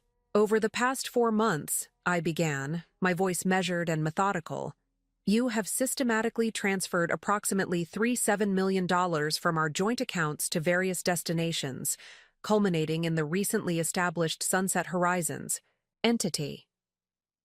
Concurrently, you have overextended Harrington Properties through unsanctioned loan guarantees predicated on trust disbursements that were never authorized. These actions, combined with your planned departure to Grand Cayman with Melanie Crane, constitute clear evidence of intent to misappropriate assets and abandon financial responsibilities. As each document was placed before him, I watched Richard's expression shift from controlled anger to something more complex. Surprise tinged with the first flickers of genuine concern. "You've been investigating me?" he said finally, his voice lowered. "Spying on your own husband. Documenting financial irregularities affecting shared assets," I corrected him. A responsibility that became necessary when those irregularities demonstrated clear patterns of intentional misconduct. Richard's strategy shifted, his expression softening into the charming smile that had won over countless business partners and social connections. "Eleanor, there's clearly been a misunderstanding. These financial movements represent legitimate business strategies, complex arrangements that might appear unusual without proper context." "Indeed?" I kept my tone neutral. "Please provide that context. Explain the business purpose behind emptying our joint savings during my absence. Clarify the legitimate corporate function of Sunset Horizons, LLC. Elucidate the strategic rationale for first-class tickets to a banking haven known for its privacy laws." Richard's smile faltered slightly. Business opportunities often require flexibility and discretion. "Richard," I interrupted gently, "let's not insult each other's intelligence. We both know exactly what these financial movements represent. The only misunderstanding was yours, specifically, your fundamental misconception about who controls the Harrington family fortune." I withdrew William Harrington's letter from my portfolio and placed it before him. "Your father anticipated the possibility that you might prioritize personal interests over family legacy. He structured the trust accordingly, with explicit provisions regarding misappropriation of assets and breach of fiduciary duty."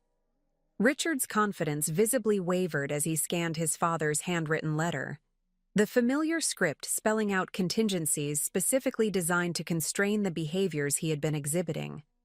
"This changes nothing," he said finally, pushing the letter aside with forced dismissiveness. "The trust disbursement is scheduled, the funds are allocated, the projects are underway." "Ah," I said, allowing myself a small smile. "That's where your misunderstanding becomes most apparent. The trust disbursement isn't an automatic process, Richard. It requires trustee review and approval based on specific criteria outlined in the trust documents, criteria that include demonstrable financial responsibility and adherence to fiduciary principles." Richard's expression hardened. "And you're the trustee?" "I've been the trustee for 5 years," I confirmed, "appointed directly by your father before his passing. The position you dismissed as administrative paperwork actually carries complete discretionary authority over trust distributions." The implications of this revelation visibly registered across Richard's features. A cascading realization that the financial resources he had counted on accessing, the fortune he had leveraged against multiple business commitments, remained entirely under my control. "You can't simply withhold disbursements," he argued, though his tone betrayed uncertainty. "The business operations depend on that funding. Hundreds of employees would be affected. Which is precisely why emergency stabilization measures have already been implemented," I explained calmly. "The legitimate business operations will continue uninterrupted. Contractors will be paid. Projects will proceed. The Harrington legacy will be preserved." I leaned forward slightly. "What won't continue, however, is your unrestricted access to family assets. The court has granted temporary restraining orders freezing all accounts associated with you and Sunset Horizons. All trust disbursements will require enhanced verification and documentation moving forward. And all financial improprieties have been thoroughly documented for potential further legal action." Richard's composure finally cracked. "You had no right." "I had every right," I corrected him firmly. "As trustee, as joint account holder, and as the spouse you plan to abandon after draining our shared resources. The rights are explicitly documented in multiple legal frameworks that you apparently never bothered to read." The conference room fell silent as Richard processed the full implications of his position. The carefully constructed extraction plan had collapsed. The financial resources he had counted on accessing were now beyond his reach. The escape he had meticulously arranged with Melanie was rapidly becoming impossible. "What do you want?" he asked finally, his voice lacking its usual commanding tone. "What I want is irrelevant to your current situation," I replied. "Your options, however, are relevant and limited. Specifically, you have two potential paths forward." I signaled to Maria, who produced another set of documents. "Option 1, I continued, involves your full cooperation with a comprehensive accounting of all diverted funds, immediate resignation from operational control of Harrington Properties, and a negotiated separation agreement that preserves business continuity while addressing your financial misconduct." "And option 2? Richard's voice had taken on a dangerous edge. "Option 2 involves contested litigation, potential criminal charges for financial improprieties, public disclosure of your planned abandonment and complete isolation from Harrington family assets pending final legal determinations." I allowed him a moment to absorb these alternatives before adding, "The first option preserves some dignity and provides a structured exit. The second ensures mutual destruction, though with significantly greater consequences for you given the documented evidence." Richard's gaze darted between the documents before him, his mind visibly calculating odds and outcomes as he had done countless times in business negotiations. "You've thought of everything," he said finally, a reluctant note of acknowledgement in his voice. "Not everything," I corrected him. "Just the relevant contingencies. A thorough approach to risk management that you might have appreciated had you viewed me as a partner rather than an accessory to be discarded." His expression darkened at this assessment. "You don't understand the pressures I've been under." "Actually, I understand them precisely," I interrupted. "The Providence development is 85% leveraged against projected values. The Hartford project is behind schedule and over budget. The Newport renovation has encountered permitting issues that threaten its completion timeline. You've personally guaranteed loans predicated on trust disbursements you cannot insure. And you've pursued a relationship with your executive assistant that you believed offered an escape from these mounting pressures." Richard's composure slipped further, surprise flickering across his features. "You know about Melanie." "Of course I know about Melanie," I replied evenly. "The Grand Cayman reservations are in both your names. The Sunset Horizons LLC lists both of you as signatories. The hotel confirmations specify a single suite. These aren't the arrangements of colleagues sharing a business trip." His gaze dropped momentarily, the closest thing to shame I'd seen from him since this began. "It wasn't. It didn't start the way you might think." The origin story of your affair doesn't interest me, I said, my tone professional despite the personal nature of the topic. Its relevance to our current situation lies solely in establishing your intent to abandon existing commitments, including our marriage. Richard ran a hand through his perfectly styled hair, a rare gesture of genuine discomfort. What happens now? Now you make a choice, I replied, gesturing toward the documents Maria had prepared. Option 1 or Option 2, cooperative resolution or contested litigation. The decision is yours, though I would recommend consulting independent legal counsel before proceeding. You expect me to simply surrender everything I've built? I expect you to acknowledge reality, I corrected him. Harrington Properties was built by generations before you. The current projects are leveraged against trust assets you don't control, and your personal financial position has been compromised by your own actions. Surrender implies you have viable alternatives. You don't. The weight of this assessment seemed to settle on him physically. For perhaps the first time in his adult life, Richard Harrington was confronting a situation he couldn't charm, manipulate, or intimidate his way through. I need time to consider my options, he said finally. You have 24 hours, I informed him. The temporary restraining orders are already in effect. The contractor payment system has been restructured with dual authentication requirements. Your accounts remain frozen pending further legal determination. I stood, signaling that our meeting had reached its conclusion. One more thing, Richard. Melanie contacted me earlier today, attempting to gather information about the financial restrictions. You might want to consider whether someone who was willing to participate in abandoning a spouse would demonstrate greater loyalty to a paramour when circumstances become challenging. This parting observation struck visibly, adding another dimension to Richard's rapidly deteriorating position. Not only had his financial escape route been severed, but the partner in his planned new life was already demonstrating questionable allegiance. Richard rose slowly, his normally commanding presence diminished by the weight of revelations. You've changed, he said, studying me with a mixture of anger and something that might have been reluctant respect. No, I replied calmly. I've simply revealed capabilities I always possessed.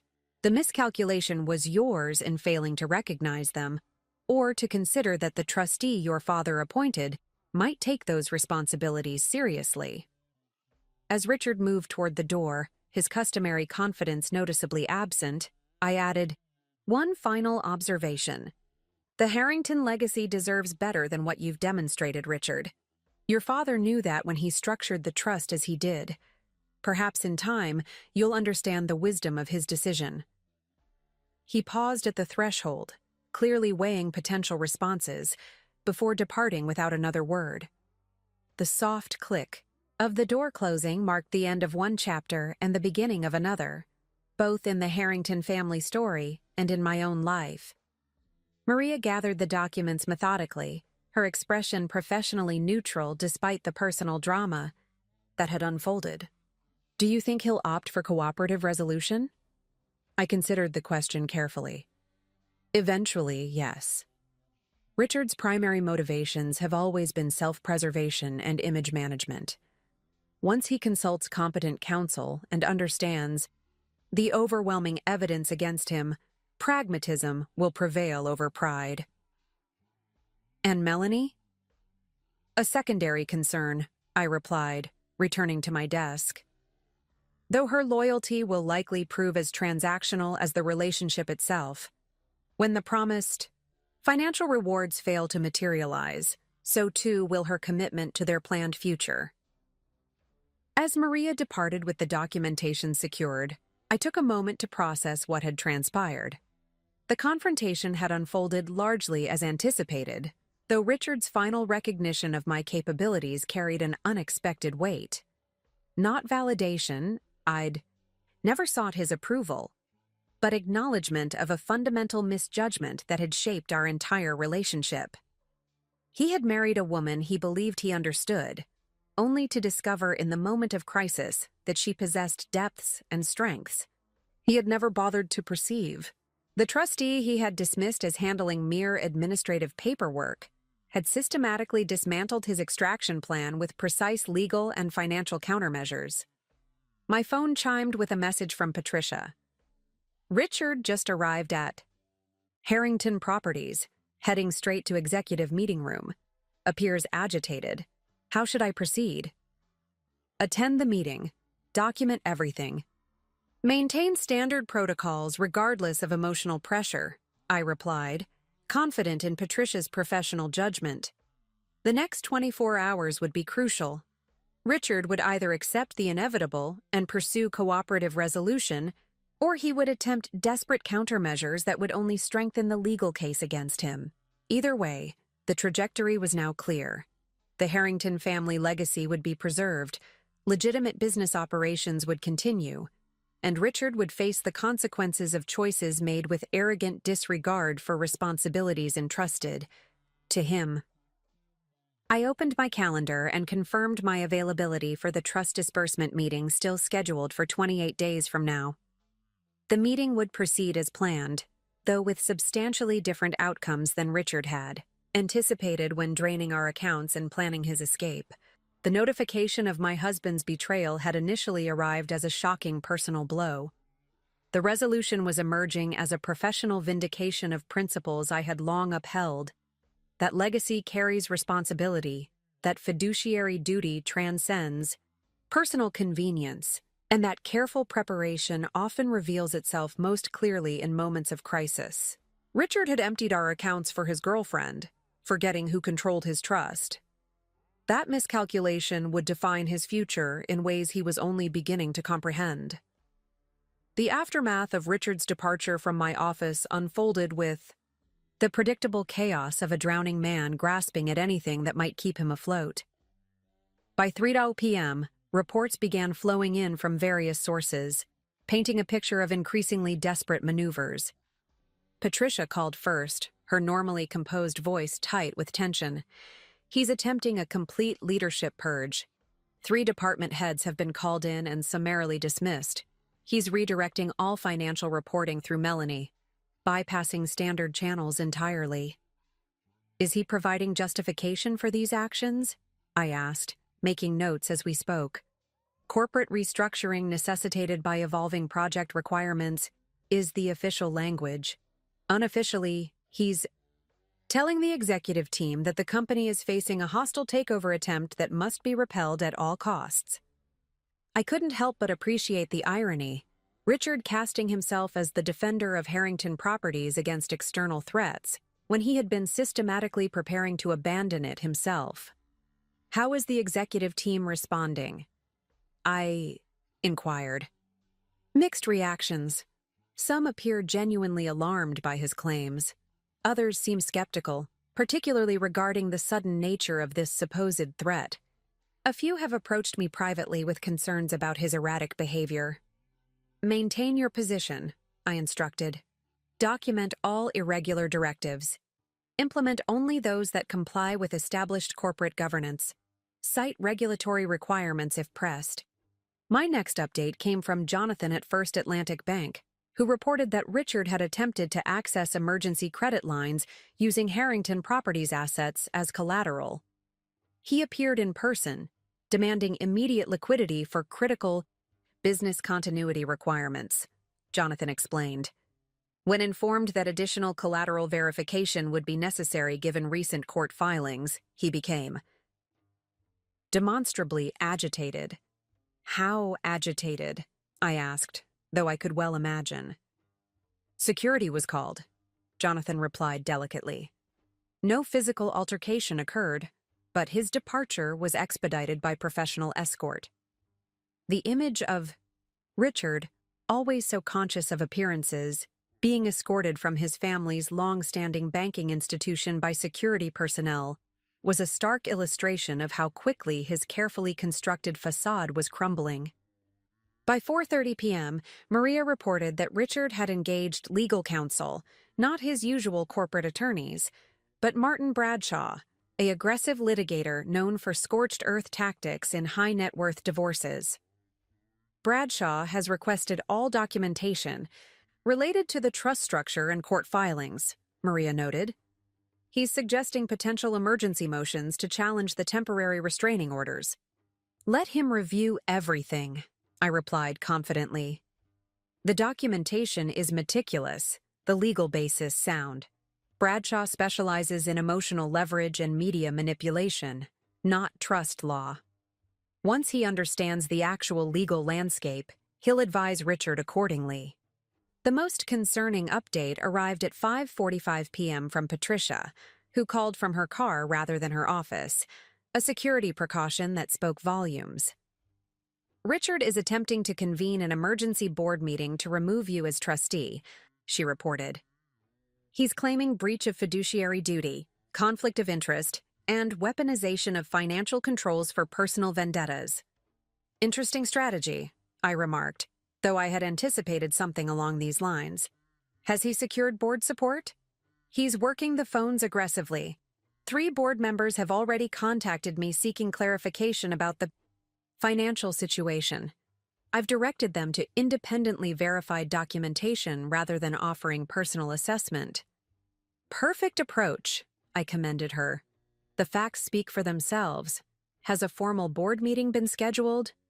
Tomorrow, at noon. Richard is pushing for immediate trustee replacement and dissolution of the dual authentication payment structure. I made a note of the timing.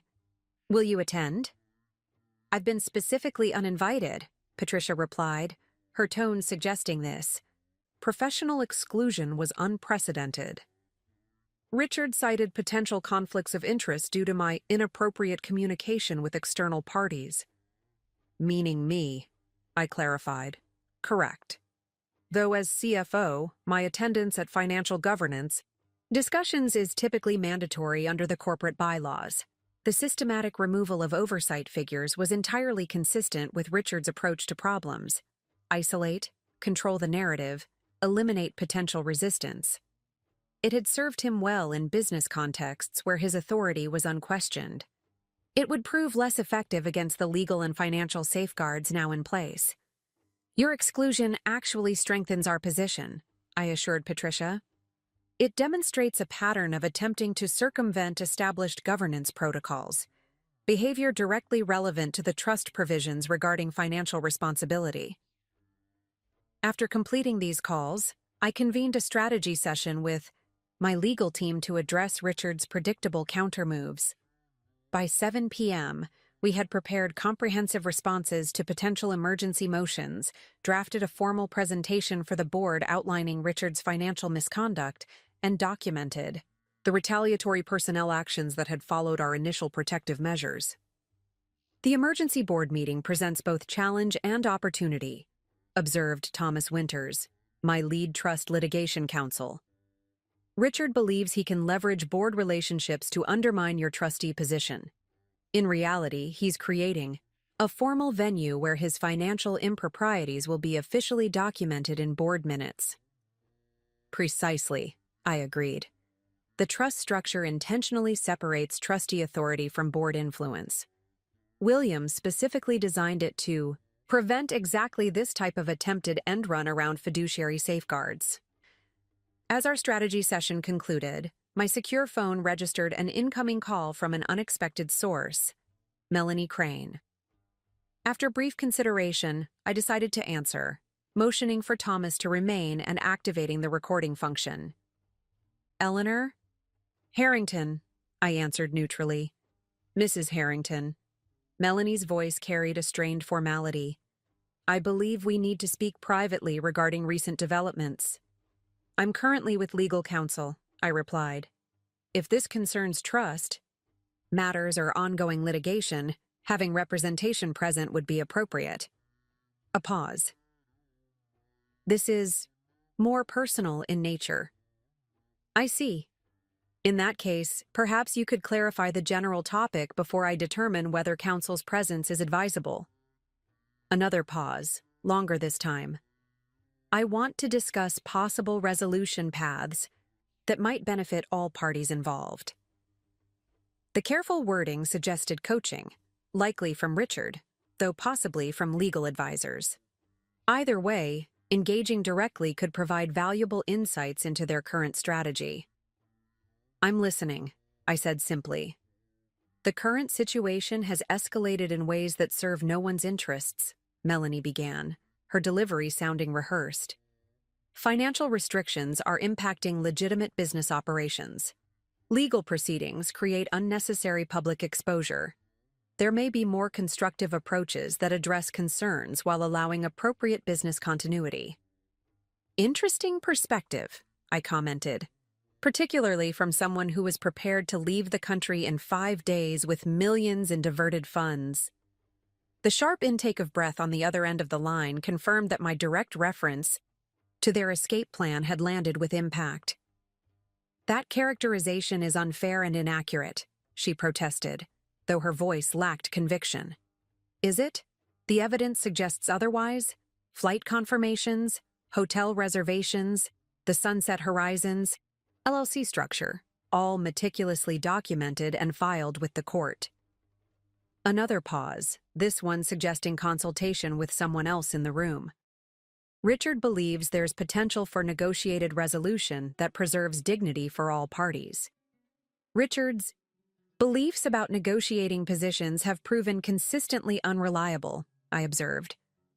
"His current legal and financial circumstances are consequences of choices he made with full agency. Those choices reflect priorities that appear fundamentally incompatible with his responsibilities to family legacy and business stakeholders." "People make mistakes," Melanie offered, her tone softening. "Moments of poor judgment shouldn't define entire careers or relationships." "I agree entirely," I replied. "Isolated errors rarely warrant severe consequences. Systematic deception sustained over months, however, reveals character and intention rather than momentary lapse. The distinction is meaningful." The conversation was clearly not proceeding as Melanie, or whoever had prompted her call, had anticipated. Her next words confirmed this assessment. "What would it take?" she asked directly, abandoning the carefully crafted script. "To resolve this situation without further escalation?" "Complete financial transparency," I answered without hesitation. "Full restitution of diverted funds. Resignation from operational control of Harrington Properties. Acceptance of trustee oversight regarding all legacy assets." "That's extensive," she responded, clearly taken aback by the directness of my terms. "The misconduct was extensive," I countered. "The response is proportionate."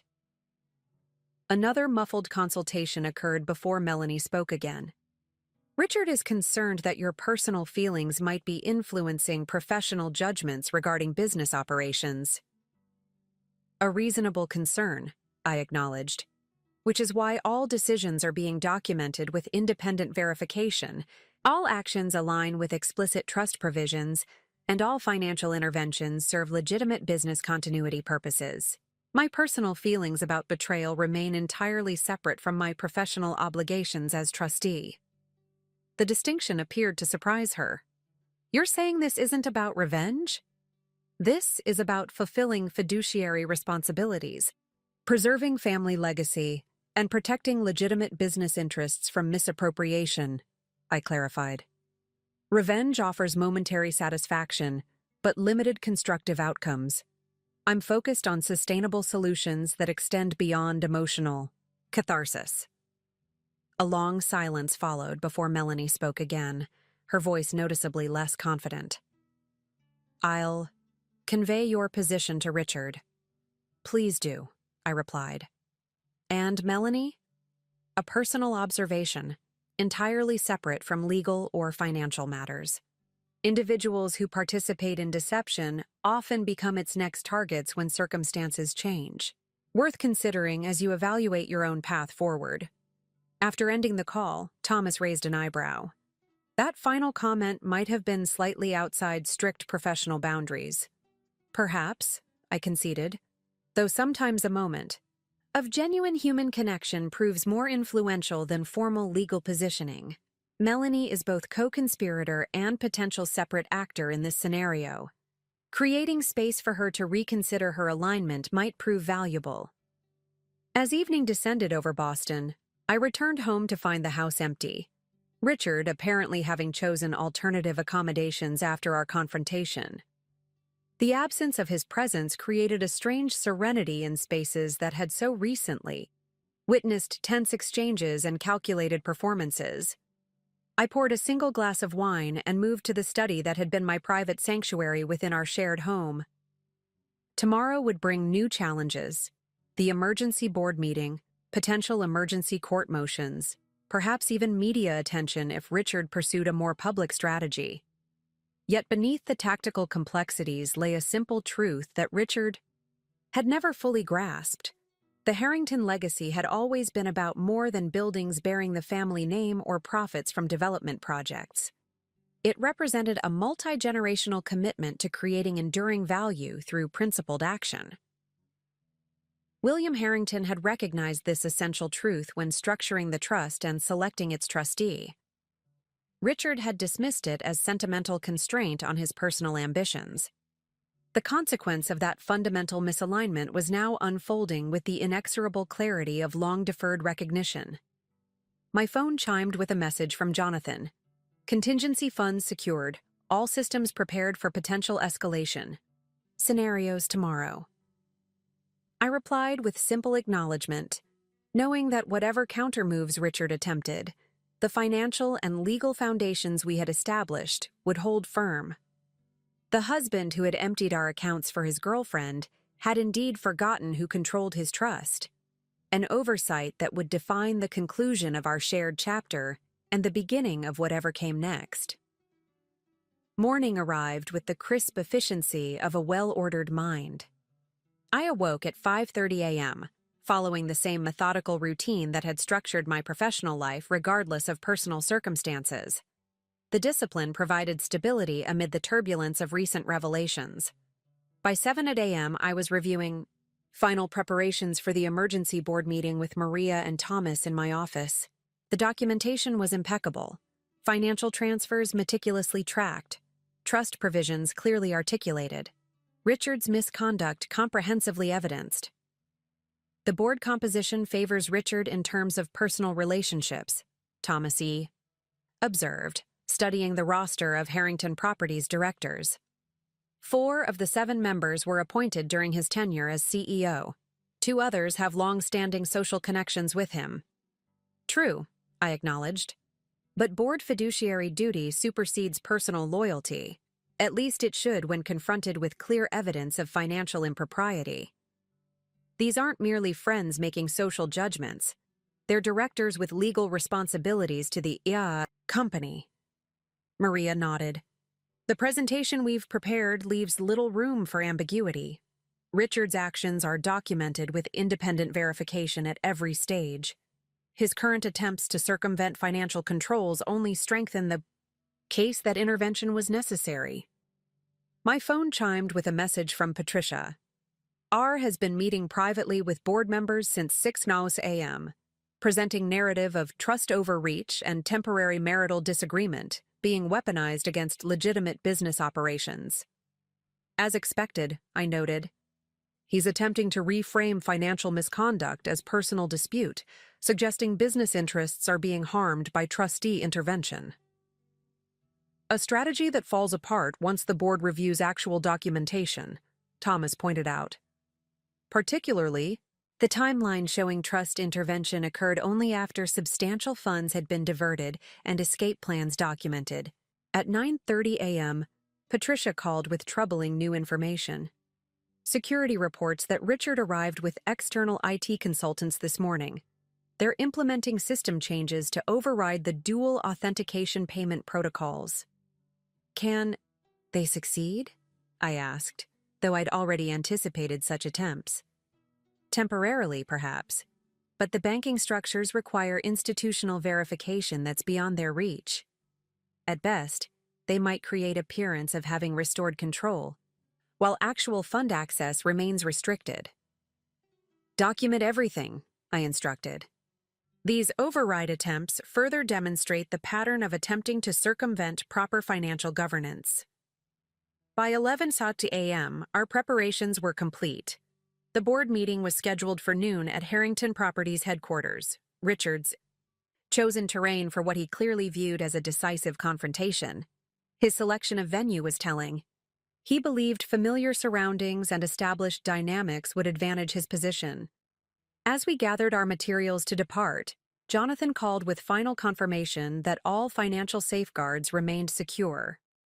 Richard attempted to contact senior management directly, claiming trustee overreach and requesting emergency protocols be suspended. His requests were documented and directed to appropriate compliance channels. Has he made any further attempts to access credit lines or alternative funding sources? I inquired. Multiple attempts through various channels, Jonathan confirmed, all properly documented and appropriately declined based on the court orders in effect. His frustration is becoming noteworthy within banking circles. Richard's mounting desperation was manifesting as exactly the kind of erratic financial behavior that justified the protective measures in place, a self-reinforcing cycle that strengthened our position with each new attempt to circumvent established controls. We arrived at Harrington Properties headquarters at 11:45 a.m. The imposing glass tower bearing the family name stood as a physical manifestation of the legacy now under threat from within. The reception staff appeared visibly uncomfortable as they processed our visitor badges, clearly aware of the extraordinary tensions permeating the organization. "Mrs. Harrington," the receptionist greeted me with forced professionalism. "Mr. Harrington left instructions that you and your associates should be escorted directly to the executive conference room upon arrival." "Thank you," I replied pleasantly, refusing to reinforce the awkwardness of the situation. We know the way. As we rode the elevator to the executive floor, Thomas reviewed final strategic considerations. Richard will likely attempt to control the narrative immediately, framing this as a marital dispute inappropriately affecting business operations. Our priority is redirecting focus to the documented financial misconduct and its implications for corporate governance. The executive conference room doors were closed when we arrived, suggesting the board was already in session. This procedural irregularity, starting an emergency meeting before all relevant parties were present, was another indicator of Richard's attempt to shape perceptions before contrary evidence could be presented. I knocked once and entered without waiting for response, Maria and Thomas following close behind. The conversation inside ceased abruptly as 7 board members and Richard turned toward our arrival. The tension in the room was palpable, the board members' expressions ranging from discomfort to confusion to carefully masked concern. Richard sat at the head of the table, a seat traditionally reserved for the board chairman rather than the CEO, another small but telling indicator of his approach to governance. His expression shifted rapidly from surprise at our punctual arrival to forced confidence. "Eleanor," he acknowledged with professional coldness, "the board is discussing sensitive operational matters. Your legal representatives aren't authorized participants in this meeting." "My representatives are here in dual capacity," I replied calmly, taking a seat directly opposite him. "Both as advisors regarding the trust, matters explicitly listed on this emergency meeting agenda, and as counsel in ongoing legal proceedings directly relevant to the financial issues under discussion." Bradford Wells, the nominal board chairman displaced from his usual position, cleared his throat awkwardly. "We were just reviewing concerns about certain financial restrictions affecting company operations. Richard has expressed serious reservations about trust interventions in day-to-day business activities." "I'm sure he has," I acknowledged pleasantly, "and I appreciate the board's willingness to consider all perspectives on these complex issues. Before continuing those discussions, I believe it would be beneficial for board members to review some relevant documentation." Without waiting for permission, Maria began distributing comprehensive information packets to each board member: financial records, trust provisions, court filings, and evidence of Richard's systematic fund diversions. "What is this?" demanded Richard, his composure slipping as he realized we had arrived fully prepared to counter his narrative. "This is the factual context necessary for informed board deliberation," I explained, addressing the board rather than Richard. "As directors with fiduciary responsibilities to Harrington Properties, you deserve complete information about the circumstances necessitating recent financial safeguards." Bradford opened his packet, his expression growing increasingly grave as he scanned the first few pages.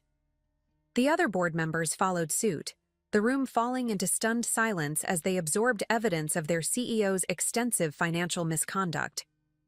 "These materials demonstrate a troubling pattern," I continued, into the silence. "Systematic diversion of funds to unauthorized entities, personal guarantees against trust assets without proper authorization, planning documents for imminent departure to non-extradition jurisdictions, all occurring while company projects face critical funding shortfalls." Richard attempted to regain control of the narrative. "This is a deliberate mischaracterization of legitimate business activities, presented without context to serve a personal agenda." "The context is provided in full within those documents," I countered evenly. "Complete transaction histories, original bank records, court-verified evidence, independent expert analysis. Nothing presented lacks proper authentication or contextual explanation." Isabella Thornton, the most recently appointed board member and a respected financial governance expert, looked up from the documentation with visible concern. "These Grand Cayman arrangements, and this Sunset Horizons entity, these appear entirely separate from legitimate Harrington Properties operations." "They are indeed separate," I confirmed. "The trust intervention was specifically designed to distinguish between legitimate business operations, which continue with appropriate controls, and unauthorized fund diversions for personal purposes." Richard's expression darkened as he realized the board was engaging directly with the evidence rather than accepting his characterization. This meeting was called to address trust overreach, not to litigate personal matters. "The issues are inseparable," I noted. "The trust's responsibility is protecting family assets while supporting legitimate business operations. When those assets are threatened by misconduct, intervention becomes necessary regardless of the source of threat." Bradford Wells looked up from the documentation, his expression hardening. "Richard, these financial movements appear highly irregular from a corporate governance perspective. The transfers to Sunset Horizons particularly concern me. Substantial funds moving to an entity with no clear business purpose, no operational history, and directly connected to personal travel arrangements. Business structures often require complexity for strategic purposes," Richard argued, though his typical confident delivery was noticeably strained. "The specific arrangements were in developmental stages when they were interrupted by overreaching trust interventions." Isabella Thornton shook her head slightly. "Development stages don't typically involve first-class tickets to banking havens, Richard, nor do they require systematic emptying of personal accounts during a spouse's absence." The directness of her assessment caused several board members to shift uncomfortably in their seats. The veneer of business discussion was rapidly falling away, revealing the personal misconduct at the heart of the financial issues. Richard attempted to pivot. "Regardless of how these matters are characterized, the immediate issue remains operational continuity. The dual authentication payment structure is creating critical delays in project funding." "That concern has already been addressed," I informed the board. "Emergency stabilization funds have been deployed with appropriate governance controls. The Providence contractor payments have been processed. Project continuity has been maintained throughout this process." This revelation clearly surprised both Richard and several board members.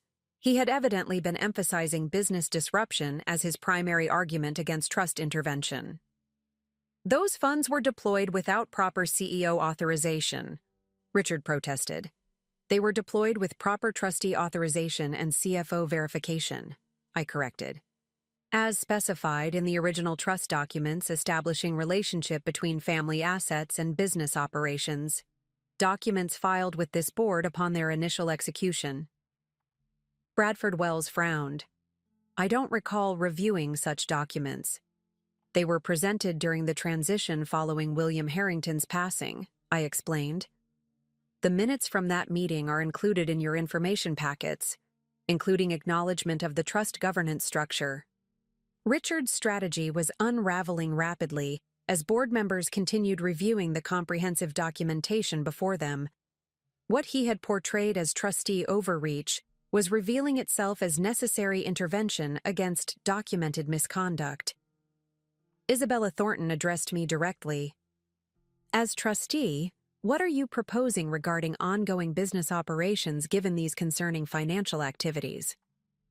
The Trust's priority remains supporting legitimate Harrington Properties activities while preventing misappropriation of assets, I replied. The dual authentication payment structure accomplishes both objectives, allowing verified business expenses while preventing unauthorized diversions. And Richard's role moving forward? She pressed. Before I could answer, Richard intervened forcefully. My role as CEO is established by board authority, not trust oversight.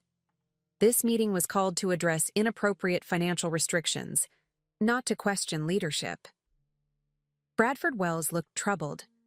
Given the severity of issues documented here, leadership questions seem entirely relevant, Richard. The balance was shifting perceptibly as board members continued processing the evidence before them. What Richard had intended as a forum to challenge trust authority was transforming into examination of his own conduct. I propose we adjourn to review these materials more thoroughly, suggested Howard Michaels, a longtime board member and former colleague of William Harrington. This documentation requires careful consideration before we reach determinations about appropriate next steps. Richard recognized the momentum moving against him. These are operational matters requiring immediate resolution. Delay serves no productive purpose. Careful governance serves essential purpose, countered Isabella, particularly when facing evidence of potential misconduct affecting company resources.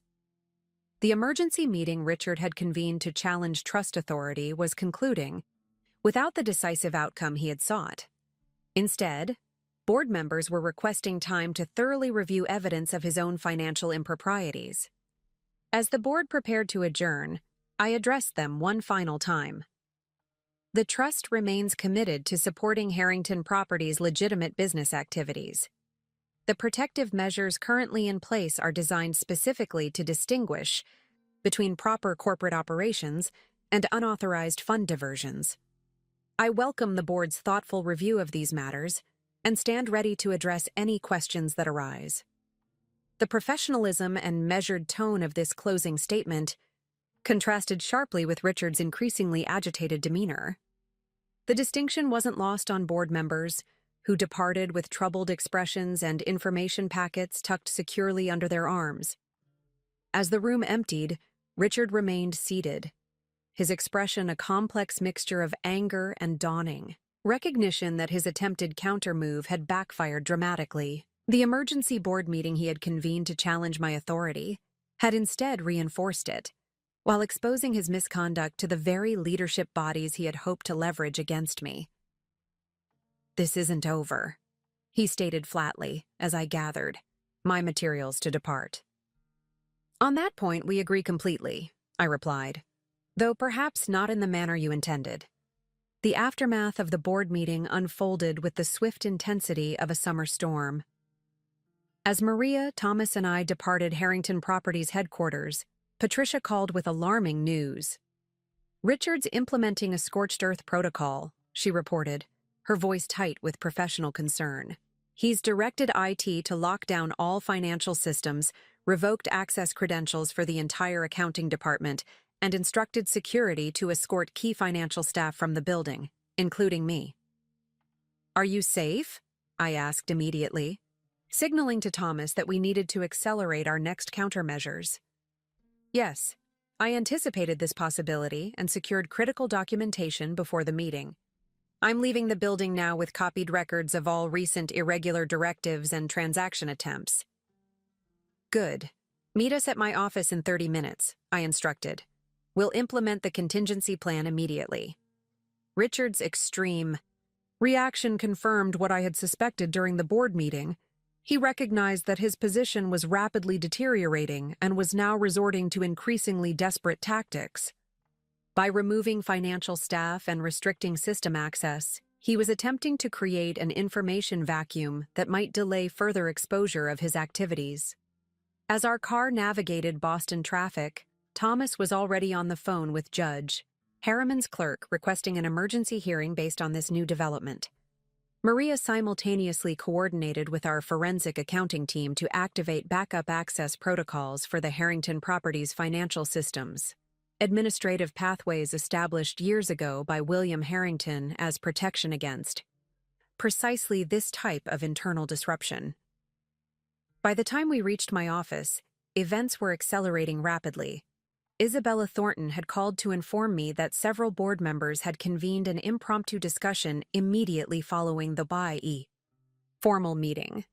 The documentation you provided was illuminating, she said, choosing her words carefully. Several of us have significant concerns about fiduciary responsibilities given what we've learned.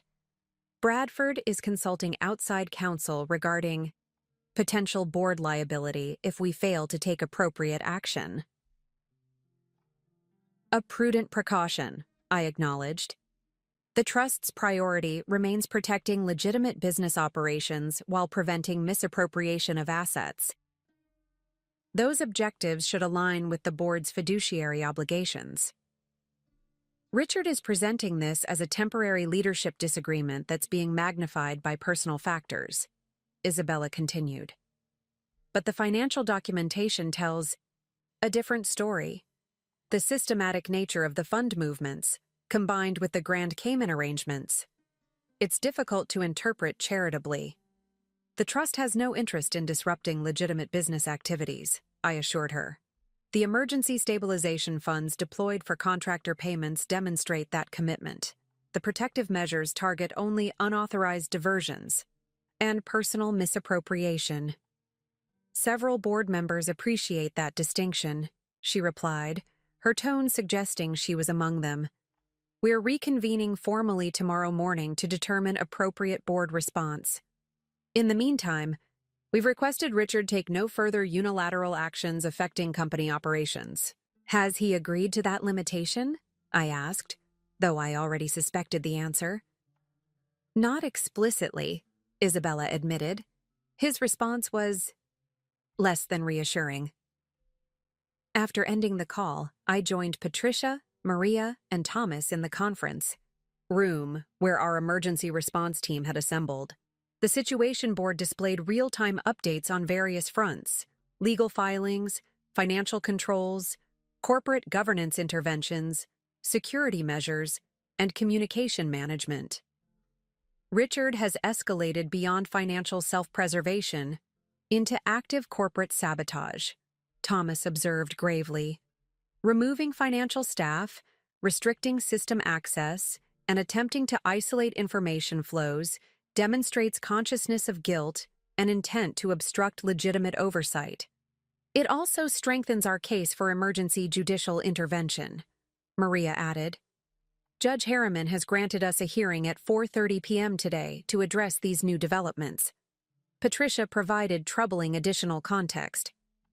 Before my credentials were revoked, I observed Richard attempting to initiate wire transfers to multiple offshore entities, not just Sunset Horizons. The pattern suggests he's trying to distribute funds across multiple destinations to complicate recovery efforts. Were the transfers successful? I asked. No. The dual authentication requirements prevented completion. But he's clearly searching for any available financial channel that might still be under his sole control. I considered this information carefully. Richard's accelerating his extraction attempts while simultaneously trying to create organizational chaos as cover. He's abandoning any pretense of legitimate business operations in favor of personal financial salvage. The traditional playbook for cornered executives, Thomas noted, creates sufficient disorder to obscure specific actions, dispute causality, and establish plausible deniability. His current actions eliminate any remaining ambiguity about intentions, I observed. The trust's intervention is fully vindicated by this response alone. Our strategy session was interrupted by an urgent call from the Harrington Properties head of security, Michael Reynolds, a 20-year company veteran who had served since Williams' leadership. "Mrs. Harrington, we have a situation requiring immediate attention," he began, his professional tone underscored with genuine concern. "Mr. Harrington has directed removal and transfer of certain archival materials from secure storage, including original trust documentation, historical financial records, and corporate governance archives." This development was genuinely alarming. The materials described included irreplaceable historical documentation of the Harrington legacy, records dating back generations that chronicled the family's business evolution and governance principles. "Under whose authority is this removal occurring?" I asked. Mr. Harrington presented executive authorization citing strategic document protection during governance transition. Several board members have subsequently contacted security expressing concern about these removals, creating conflicting directives. I made an immediate decision. "Michael, please inform your team that the Harrington Family Trust, as beneficial owner of those archival materials, directs that they remain secured in their current location pending formal board clarification. I'll provide written confirmation of this directive immediately." "Understood," he replied, the relief evident in his voice. "That provides clear guidance until governance questions are resolved." After ending the call, I turned to our assembled team. "Richard's attempting to secure or potentially destroy original documentation that might further evidence misconduct. We need to execute the full preservation protocol immediately." The preservation protocol was another contingency we had prepared, a comprehensive legal and technical framework for securing all relevant documentation across physical and digital domains. Maria immediately coordinated its implementation, while Thomas prepared supplementary legal filings addressing this new attempt at evidence manipulation. At 3:15 p.m., we received confirmation that Judge Harriman had expanded our emergency hearing scope to include the document preservation issues. Simultaneously, Bradford Wells called to inform me that he had convened an executive session of the board for 5 p.m., specifically to address Richard's increasingly erratic unilateral actions. Several directors have expressed serious concerns about potential liability exposure given recent developments, Bradford explained. The removal of financial staff and attempt to transfer archival materials without board approval have elevated governance concerns substantially. The trust shares those concerns, I assured him. Our priority remains protecting legitimate business operations and preserving the Harrington legacy. All interventions have been designed with those objectives as guiding principles. I believe most board members now recognize that distinction, Bradford acknowledged. The documentation you provided, combined with Richard's subsequent actions, has clarified the situation considerably. As 4:30 p.m. approached, we prepared for the emergency judicial hearing. The expanded evidence package now included documentation of Richard's post-board meeting actions, the staff removals, system lockdowns, attempted offshore transfers, and document extraction efforts. Each desperate maneuver had strengthened our case for intervention while undermining his remaining credibility. Judge Harriman reviewed the supplementary evidence with growing concern visible in his expression. These actions suggest escalating attempts to circumvent this court's previous orders and obstruct legitimate financial governance, he observed. The pattern indicates increasing rather than diminishing risk to assets and documentation under dispute. We concur with that assessment, Your Honor, Thomas responded. The trust's interventions were designed to be proportionate and targeted. Recent events have demonstrated that more comprehensive protective measures are now necessary. The judge nodded gravely. The court grants the expanded temporary restraining orders as requested. All Harrington Properties documentation, both physical and digital, is to be preserved in current form and location. Corporate officers are explicitly prohibited from removing, altering, or transferring any company records pending full evidentiary hearing. He continued with additional protections. The court further directs that no personnel actions affecting financial staff may be implemented without prior judicial review. The dual authentication payment structure shall remain in effect for all corporate expenditures to ensure business continuity while preventing unauthorized diversions.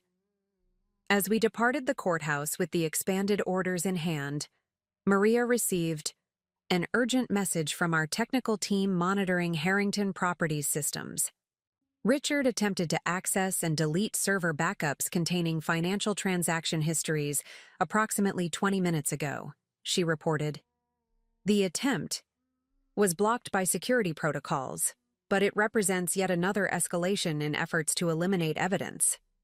This development was particularly significant. A direct attempt to destroy corporate financial records could potentially cross the line from civil misconduct into criminal territory. Document this attempt with timestamp verification and technical confirmation, I instructed.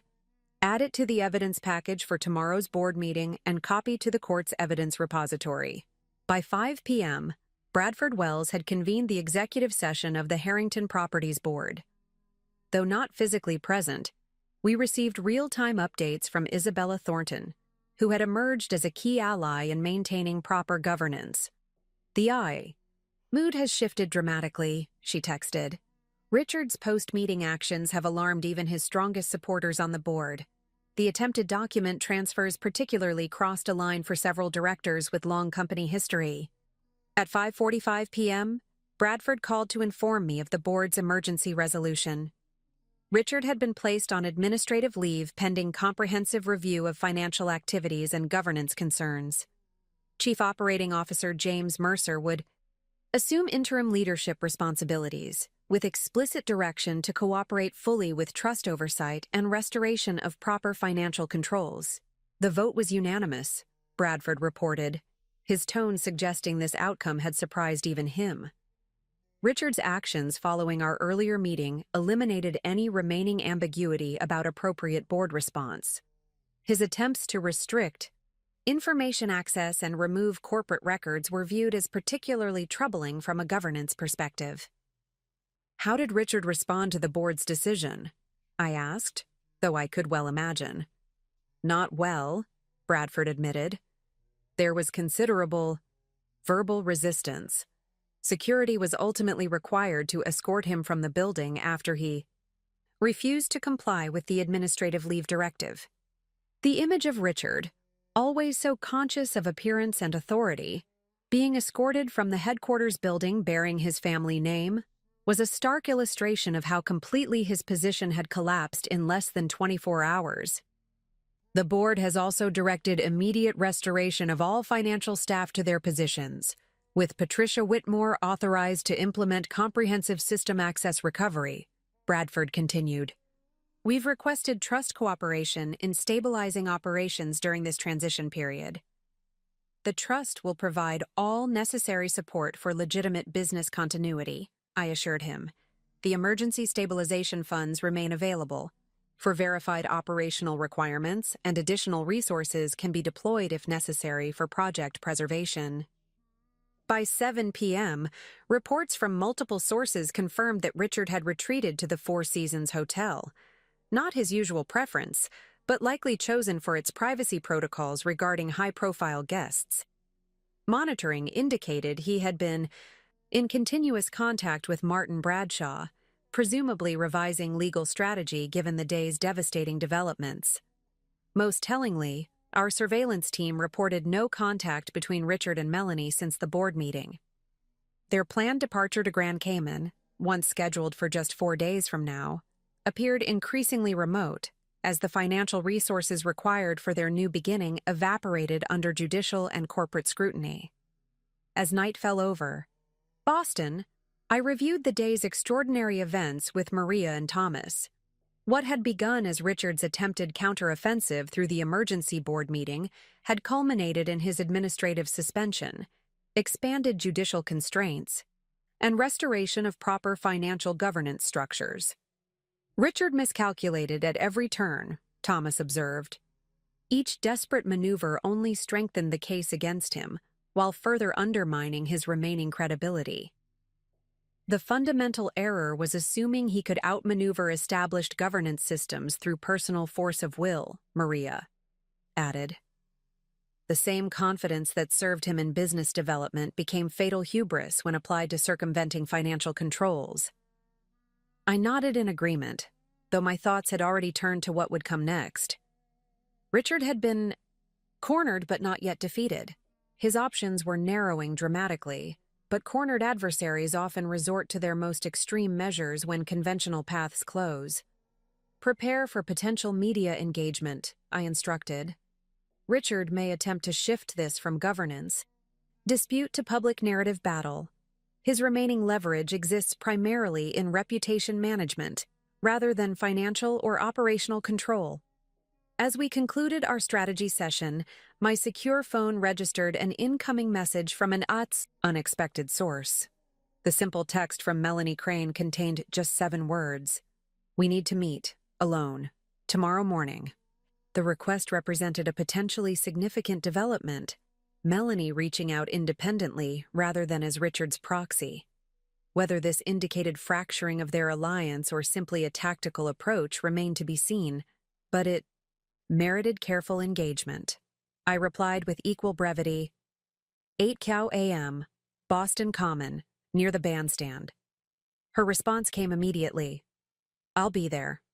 As I prepared to depart for the evening, Patricia called with one final update from Harrington Properties headquarters, where financial staff were working late to restore proper system access and documentation. "We've discovered something concerning in the transaction attempts from this afternoon," she reported. Before being placed on leave, Richard tried to initiate transfers to 3 previously unknown entities beyond Sunset Horizons. The account destinations appear to be in Liechtenstein, Singapore, and the Cayman Islands. New extraction channels, I surmised. Established as contingency options if primary paths were discovered? Exactly. And the transfer authorizations included Melanie's electronic signature, though system logs show she wasn't physically present when they were submitted. This detail seemed particularly significant given Melanie's request for a meeting. "Preserve that evidence carefully," I instructed. "It may prove relevant to developing events." As I drove home through Boston's evening traffic, I reflected on the extraordinary acceleration of circumstances in just 2 days. What had begun with the discovery of drained accounts had evolved into comprehensive corporate governance intervention, judicial oversight, and Richard's removal from operational control of the company bearing his family name. The husband who had emptied our accounts for his girlfriend had indeed forgotten who controlled his trust. An oversight now compounded by increasingly desperate countermeasures that had only hastened his professional unraveling. Tomorrow would bring new developments, including whatever Melanie wished to discuss away from Richard's awareness. The confrontation had progressed beyond merely personal betrayal to fundamental questions about legacy, governance, and accountability.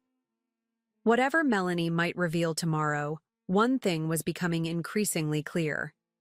Richard's carefully constructed extraction plan hadn't merely failed, it had triggered a comprehensive reevaluation of his entire professional position and the governance structures he had long taken for granted. Boston Common greeted the new day with gentle morning mist rising from dewy grass, the early hour ensuring relative privacy despite the public setting. I had arrived 20 minutes early, selecting a bench near the bandstand with clear sightlines in all directions. A precaution born of professional habit rather than specific concern.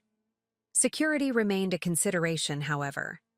Thomas had insisted on a discreet protection detail positioned at a respectful distance, visible enough to deter potential confrontation, but removed enough to allow genuine conversation. The past day's escalations warranted such precautions, particularly given Richard's increasingly unpredictable behavior. At precisely 8 a.m., Melanie Crane appeared on the pathway leading to the bandstand. Her typically polished professional appearance had given way to something more subdued, hair pulled back simply, minimal makeup, clothing chosen for practicality rather than impression. The transformation suggested both pragmatic adjustment to changing circumstances and, perhaps, emotional recalibration. She hesitated briefly upon spotting the security personnel before continuing toward me with determined steps. As she approached, I noticed the subtle indicators of someone operating under significant stress: tension around the eyes, slightly irregular breathing, the unconscious adjusting of her shoulder bag's strap. "Thank you for meeting me," she began, taking a seat at the opposite end of the bench, close enough for private conversation but maintaining deliberate physical distance. "Your message suggested urgency," I replied neutrally. "I'm listening." Melanie gazed across the park for a long moment, as if gathering both thoughts and resolve. "I need to clarify my position in this situation," she said finally. "The narrative Richard has been advancing doesn't align with reality in several critical respects." "Which aspects specifically?" I asked, maintaining professional detachment despite my genuine curiosity. She turned to face me directly. "Richard presented our relationship as a recent development, a mutual attraction that evolved gradually through professional proximity. That's not accurate. He pursued me aggressively from my first week at Harrington Properties, explicitly promising career advancement in exchange for personal involvement. This revelation, while not entirely surprising, provided valuable context about power dynamics I had previously only suspected. The financial arrangements were similarly misrepresented," Melanie continued. "Richard characterized Sunset Horizons as a legitimate business entity we would build together. Only recently did I discover its true purpose as a vehicle for extracting funds before our planned departure." "When did you become aware of this distinction?" I inquired. "Definitively?" "2 weeks ago, when I accidentally accessed documentation showing systematic transfers from both personal and corporate accounts. When confronted, Richard claimed these were necessary preparatory measures for our fresh start that would be legitimized retrospectively." Her expression reflected genuine discomfort with these recollections. I expressed concerns about the methods, particularly regarding corporate funds. He assured me everything was structured to appear proper through creative accounting that would withstand scrutiny. "And the Grand Cayman arrangements?" "Initially presented as a strategic business trip to establish banking relationships for our new venture.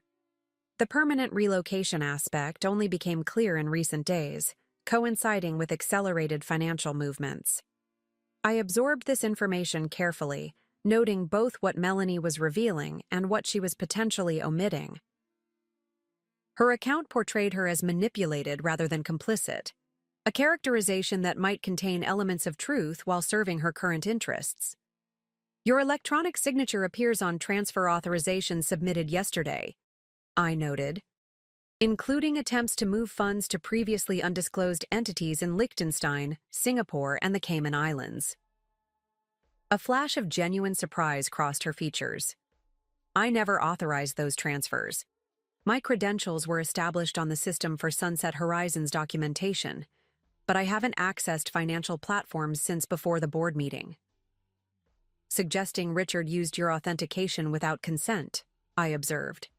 "Yes," she confirmed, her expression hardening slightly. "Which aligns with an emerging pattern I've begun to recognize only recently." Melanie removed a slim USB drive from her bag, holding it without immediately offering it. "This contains documentation I believe you should have.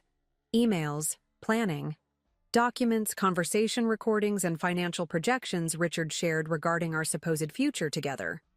"Why are you providing this now?" I asked, the question addressing both timing and motivation. Her response came after careful consideration. 3 reasons. First, self-preservation. Richard's actions have crossed lines I never agreed to, involving me in potentially serious legal exposure without my informed consent. Second, professional integrity. Despite how appearances suggest otherwise, I built my career through competence and work ethic, not advancement through inappropriate relationships. She paused, seeming to weigh the appropriateness of her final reason.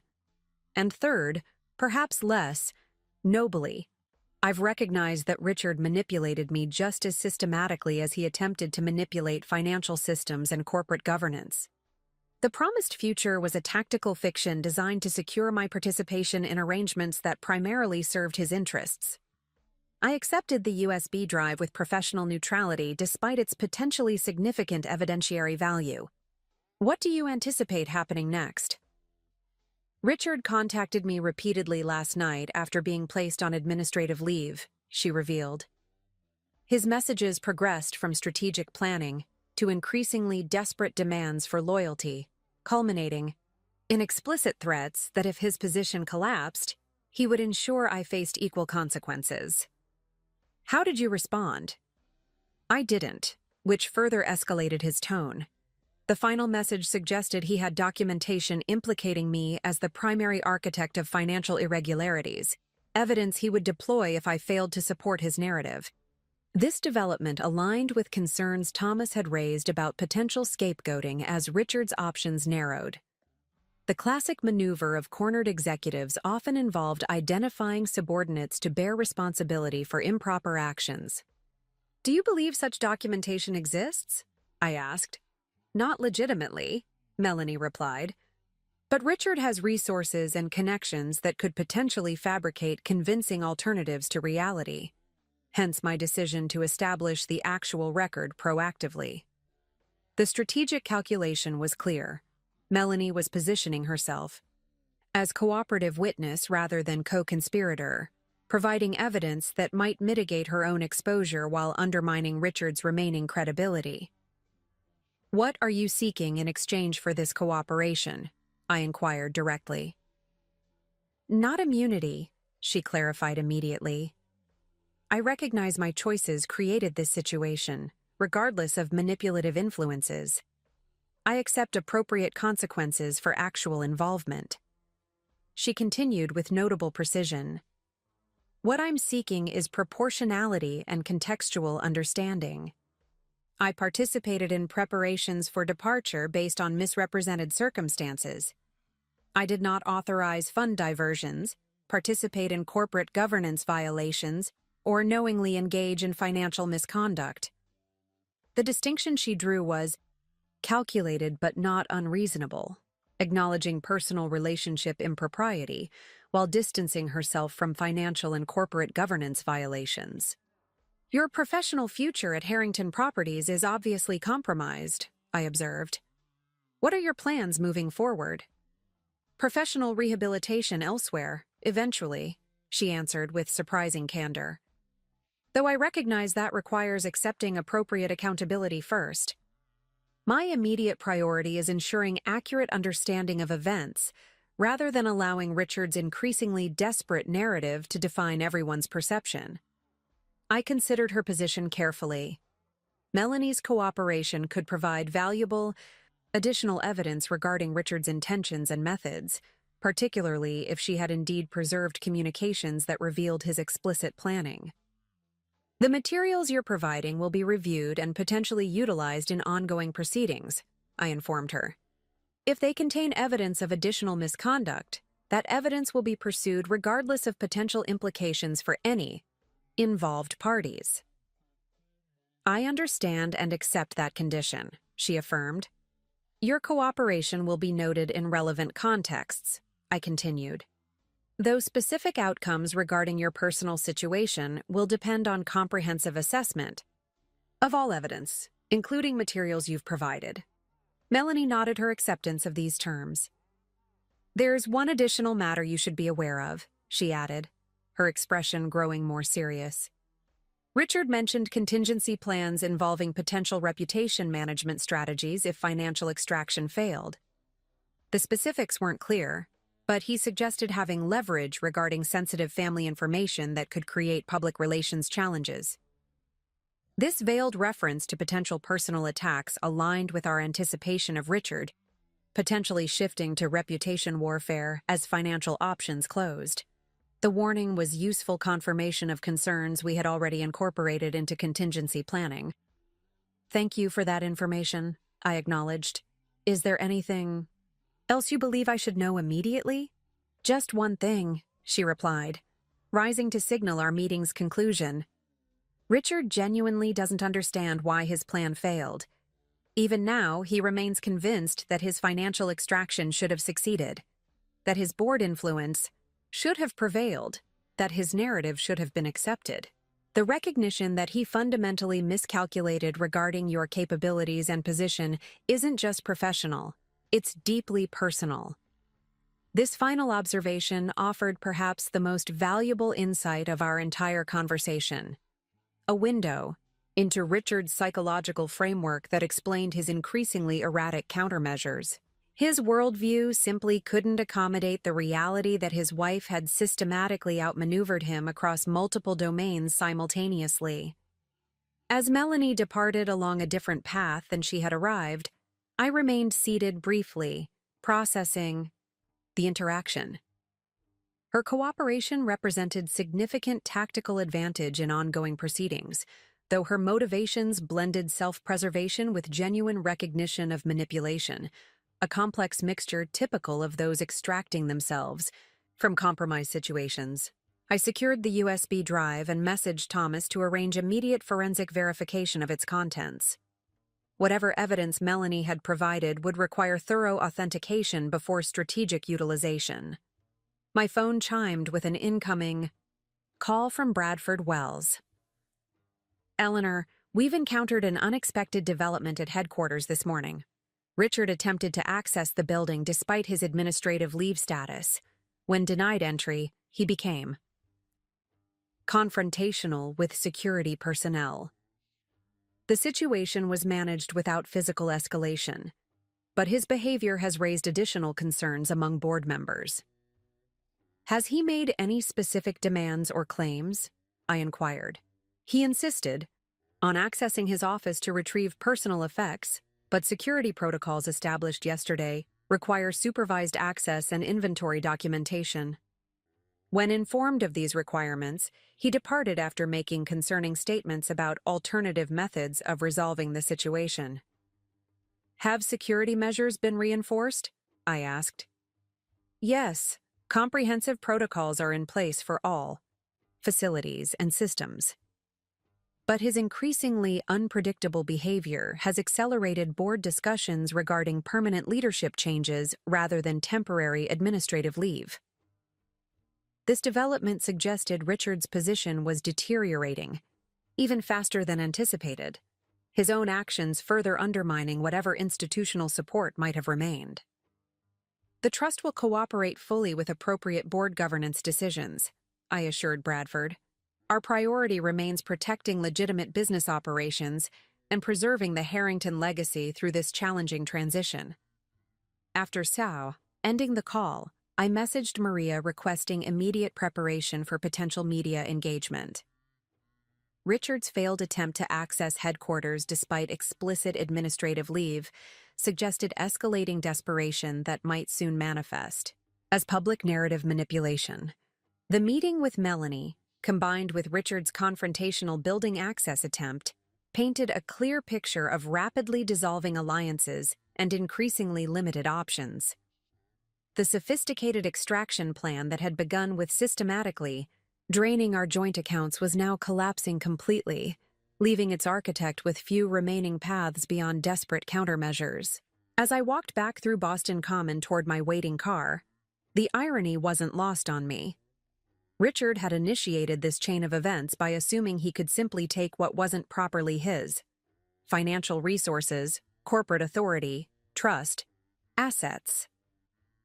Each attempt had not merely failed, but accelerated his comprehensive unraveling across professional, financial, and personal domains simultaneously. The husband who had emptied our accounts for his girlfriend had forgotten who controlled his trust. Now that girlfriend was providing evidence against him, while his executive authority evaporated through his own increasingly self-destructive actions. The reckoning was accelerating beyond even my carefully structured interventions, driven primarily by Richard's own desperate responses to collapsing circumstances. The anticipation of Richard's potential public narrative offensive proved prescient far sooner than expected. By 10:30 a.m., Maria contacted me with urgent news that Richard had scheduled a press conference at the Four Seasons Hotel for noon. A hastily arranged media event with local business journalists already receiving enigmatic invitations to hear critical revelations regarding Harrington Properties governance. "He's pivoting to reputation warfare," Thomas observed as our crisis team assembled in my office. "With financial extraction blocked, corporate authority suspended, and legal options narrowing, public narrative manipulation represents his remaining leverage attempt." "The timing is telling," Maria added. "He's moving quickly to establish his version of events before the board can formalize more permanent leadership changes or before full evidence reaches public awareness." I considered the strategic implications carefully. Richard's most likely approach will combine victimhood positioning with counter-accusations. He'll present himself as target of unwarranted trustee overreach while suggesting improper motives behind the interventions. "Do we attempt to preempt his press conference?" Thomas asked. "No," I decided after careful consideration. "Reactive positioning serves our interests better in this instance. Let Richard establish claims publicly that can then be systematically refuted with documented evidence. Preemption might appear defensive rather than measured." I turned to Maria. "Prepare comprehensive response materials addressing likely accusations. Focus on verifiable timeline, independent documentation, and judicial validation of trust actions. Emphasize business continuity protection rather than personal conflict." "And media strategy?" she inquired. "No direct participation in immediate news cycle," I specified. "Provide factual corrections to specific misrepresentations, but avoid creating perception of competing narratives. The evidence should speak for itself, without emotional amplification." As these preparations advanced, Bradford Wells called with news from Harrington Properties headquarters. "Eleanor, the board has convened an emergency session regarding Richard's announced press conference. Several directors are deeply concerned about potential corporate reputation damage from public airing of governance disputes. Has the board considered issuing its own statement before Richard speaks?" I asked. "That's being debated currently," Bradford confirmed. "Some members favor getting ahead of potential misrepresentations, while others prefer withholding comment until actual claims can be addressed specifically. The trust's position supports whichever approach the board determines most appropriate," I assured him. "Though if specific guidance is helpful, evidence suggests addressing actual claims with factual corrections typically proves more effective than anticipatory positioning." "That aligns with majority thinking," Bradford acknowledged. "We're drafting a brief holding statement emphasizing board commitment to proper governance and ongoing operations while reserving substantive response until after Richard's specific claims are articulated." This measured approach reflected growing board sophistication regarding the situation, moving beyond initial shock toward strategic management of complex governance challenges. At 11:40 a.m., just 20 minutes before Richard's scheduled press conference, an unexpected development emerged. Martin Bradshaw, Richard's aggressive litigation counsel, contacted Thomas directly. "Bradshaw is requesting urgent discussion regarding potential resolution paths before his client's media appearance," Thomas reported, covering the phone's microphone. "He's suggesting Richard might be willing to consider cooperative approaches if certain accommodations can be reached immediately." The timing of this overture, minutes before a publicized press conference, suggested desperation rather than genuine settlement interest. The classic tactic of creating artificial deadline pressure to extract concessions was transparent, but required appropriate response nonetheless. Inform Bradshaw that the trust remains open to resolution discussions, based on full financial transparency and appropriate accountability, I instructed. However, artificial time constraints created by his client's voluntary media scheduling don't constitute genuine emergency requiring immediate concessions. Thomas conveyed this position with professional precision, reporting Bradshaw's reaction as controlled frustration with underlying anxiety. The attorney had apparently hoped to secure last-minute concessions using the press conference as leverage, a miscalculation that further revealed Richard's deteriorating strategic judgment. At precisely noon, Richard appeared before assembled media at the Four Seasons. The live stream displayed on our office monitors showed him attempting to project his customary confident authority despite visible stress indicators, tension in his facial muscles, slight perspiration at the temples, unconscious adjustment of his tie as he approached the podium. "Thank you for coming on such short notice," he began, his voice carrying practiced smoothness despite the circumstances. "I've called this briefing to address concerning developments affecting Harrington Properties, developments that require public clarification given their potential impact on employees, investors, and the Boston business community." What followed was a masterclass in narrative manipulation, a carefully constructed version of events that contained just enough factual elements to support fundamentally misleading conclusions. Recent financial restrictions affecting Harrington Properties operations stem from unusual trustee interventions during what began as a private disagreement, Richard claimed, skillfully positioning complex financial misconduct as mere marital discord. These interventions have disrupted normal business operations, threatened project continuity, and created unnecessary governance complications. He continued with increasing confidence as reporters took notes. "I've devoted my professional life to building upon the Harrington legacy, expanding development activities that enhance Boston's economic vitality while providing employment for hundreds of dedicated professionals. That mission is currently threatened by trustee overreach and governance confusion, resulting from blurred boundaries between personal matters and corporate oversight. The deliberate characterization of systematic financial extraction as mere personal matters represented precisely the narrative reframing we had anticipated. Richard was attempting to position himself as corporate defender against trustee interference rather than perpetrator of financial misconduct. Most concerning, he continued gravely, these interventions appear motivated by factors beyond legitimate trust administration. The timing and nature of restrictions suggest deliberate attempt to exercise improper control over corporate operations outside appropriate governance channels. This veiled accusation of improper motives represented the counterattack component of his strategy, suggesting nefarious intent behind documented protective measures. To preserve operational integrity and protect stakeholder interests, I've reluctantly concluded that public transparency regarding these circumstances has become necessary, Richard stated with practiced regret. While I had hoped to resolve these matters privately, the escalating nature of restrictions and increasingly concerning governance interventions require broader awareness. As Richard opened the floor to questions, journalists predictably focused on the implied marital conflict underlying corporate disruption. "Can you clarify the nature of the private disagreement you referenced?" asked a reporter from the Boston Business Journal.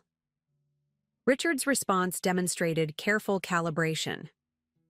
"While I'm reluctant to discuss personal matters publicly, I can acknowledge that my wife Eleanor and I have experienced communication challenges regarding financial priorities and trust administration approaches.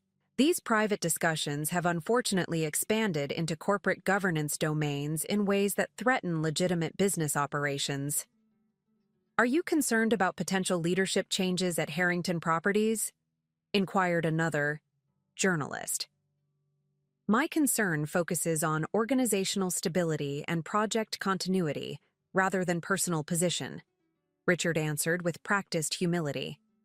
"The Harrington legacy transcends any individual, including myself. My priority remains protecting that legacy from disruption caused by unwarranted interventions and governance confusion. The performance continued for approximately 20 minutes, with Richard maintaining disciplined messaging throughout. Each response reinforced his core narrative: dedicated corporate leader facing unwarranted trustee interference stemming from private disagreement, motivated by concern for organizational stability rather than personal interest. As the press conference concluded, our crisis team assessed the potential impact with professional objectivity. He's established a simplified, narrative framework that journalists without detailed background will find accessible, Maria observed. Private disagreement leading to corporate disruption provides cleaner storyline than complex financial misconduct evidence. The victimhood positioning was particularly calculated, Thomas added, presenting himself as reluctant whistleblower, forced to go public rather than self-interested actor attempting narrative manipulation. I considered these assessments carefully before responding. Richard delivered exactly the performance we anticipated: skilled narrative construction leveraging his considerable communication abilities. The question now becomes how effectively documented evidence can correct these misrepresentations without creating perception of competing personal claims. Before we could finalize our response strategy, Bradford Wells called with the board's reaction. Several directors are deeply concerned about Richard's characterizations, he reported. The suggestion that corporate governance challenges stem merely from marital disagreement, rather than documented financial improprieties, strikes many as fundamentally misleading, particularly given evidence reviewed during yesterday's meetings. How does the board intend to respond? I inquired. We're finalizing a formal statement emphasizing 3 key points, Bradford explained.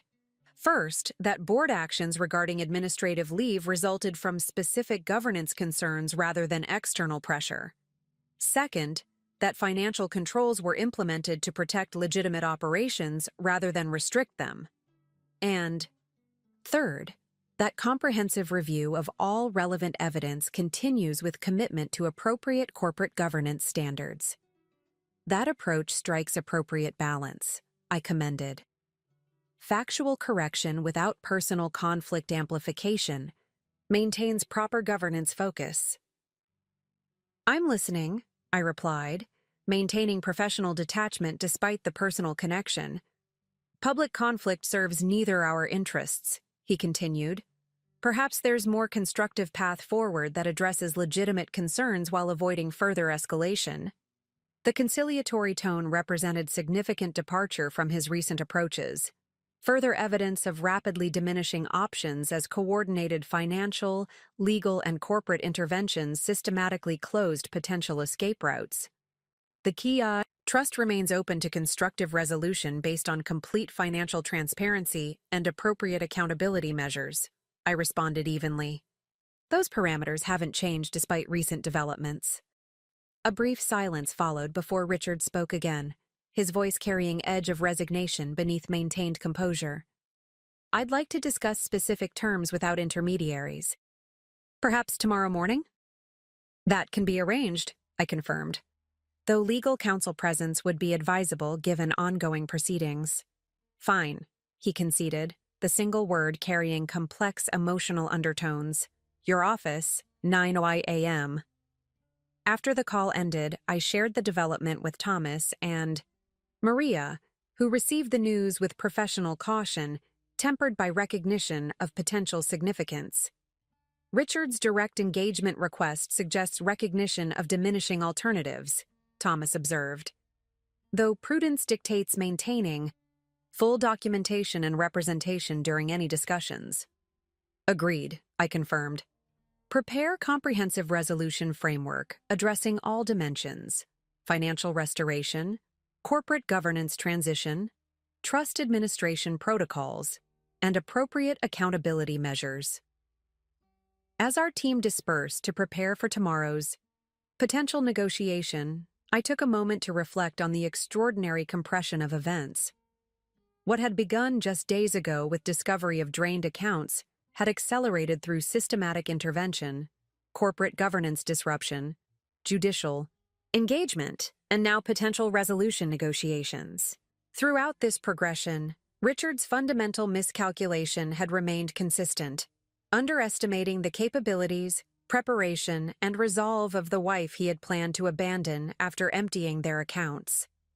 The husband who had forgotten, who controlled his trust, was now confronting comprehensive consequences across every domain of his previously confident existence.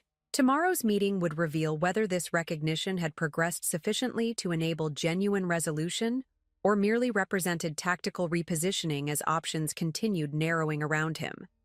Either way, the trust's position remained secure, the evidence thoroughly documented, and the protective interventions systematically implemented across financial, legal, and corporate dimensions simultaneously.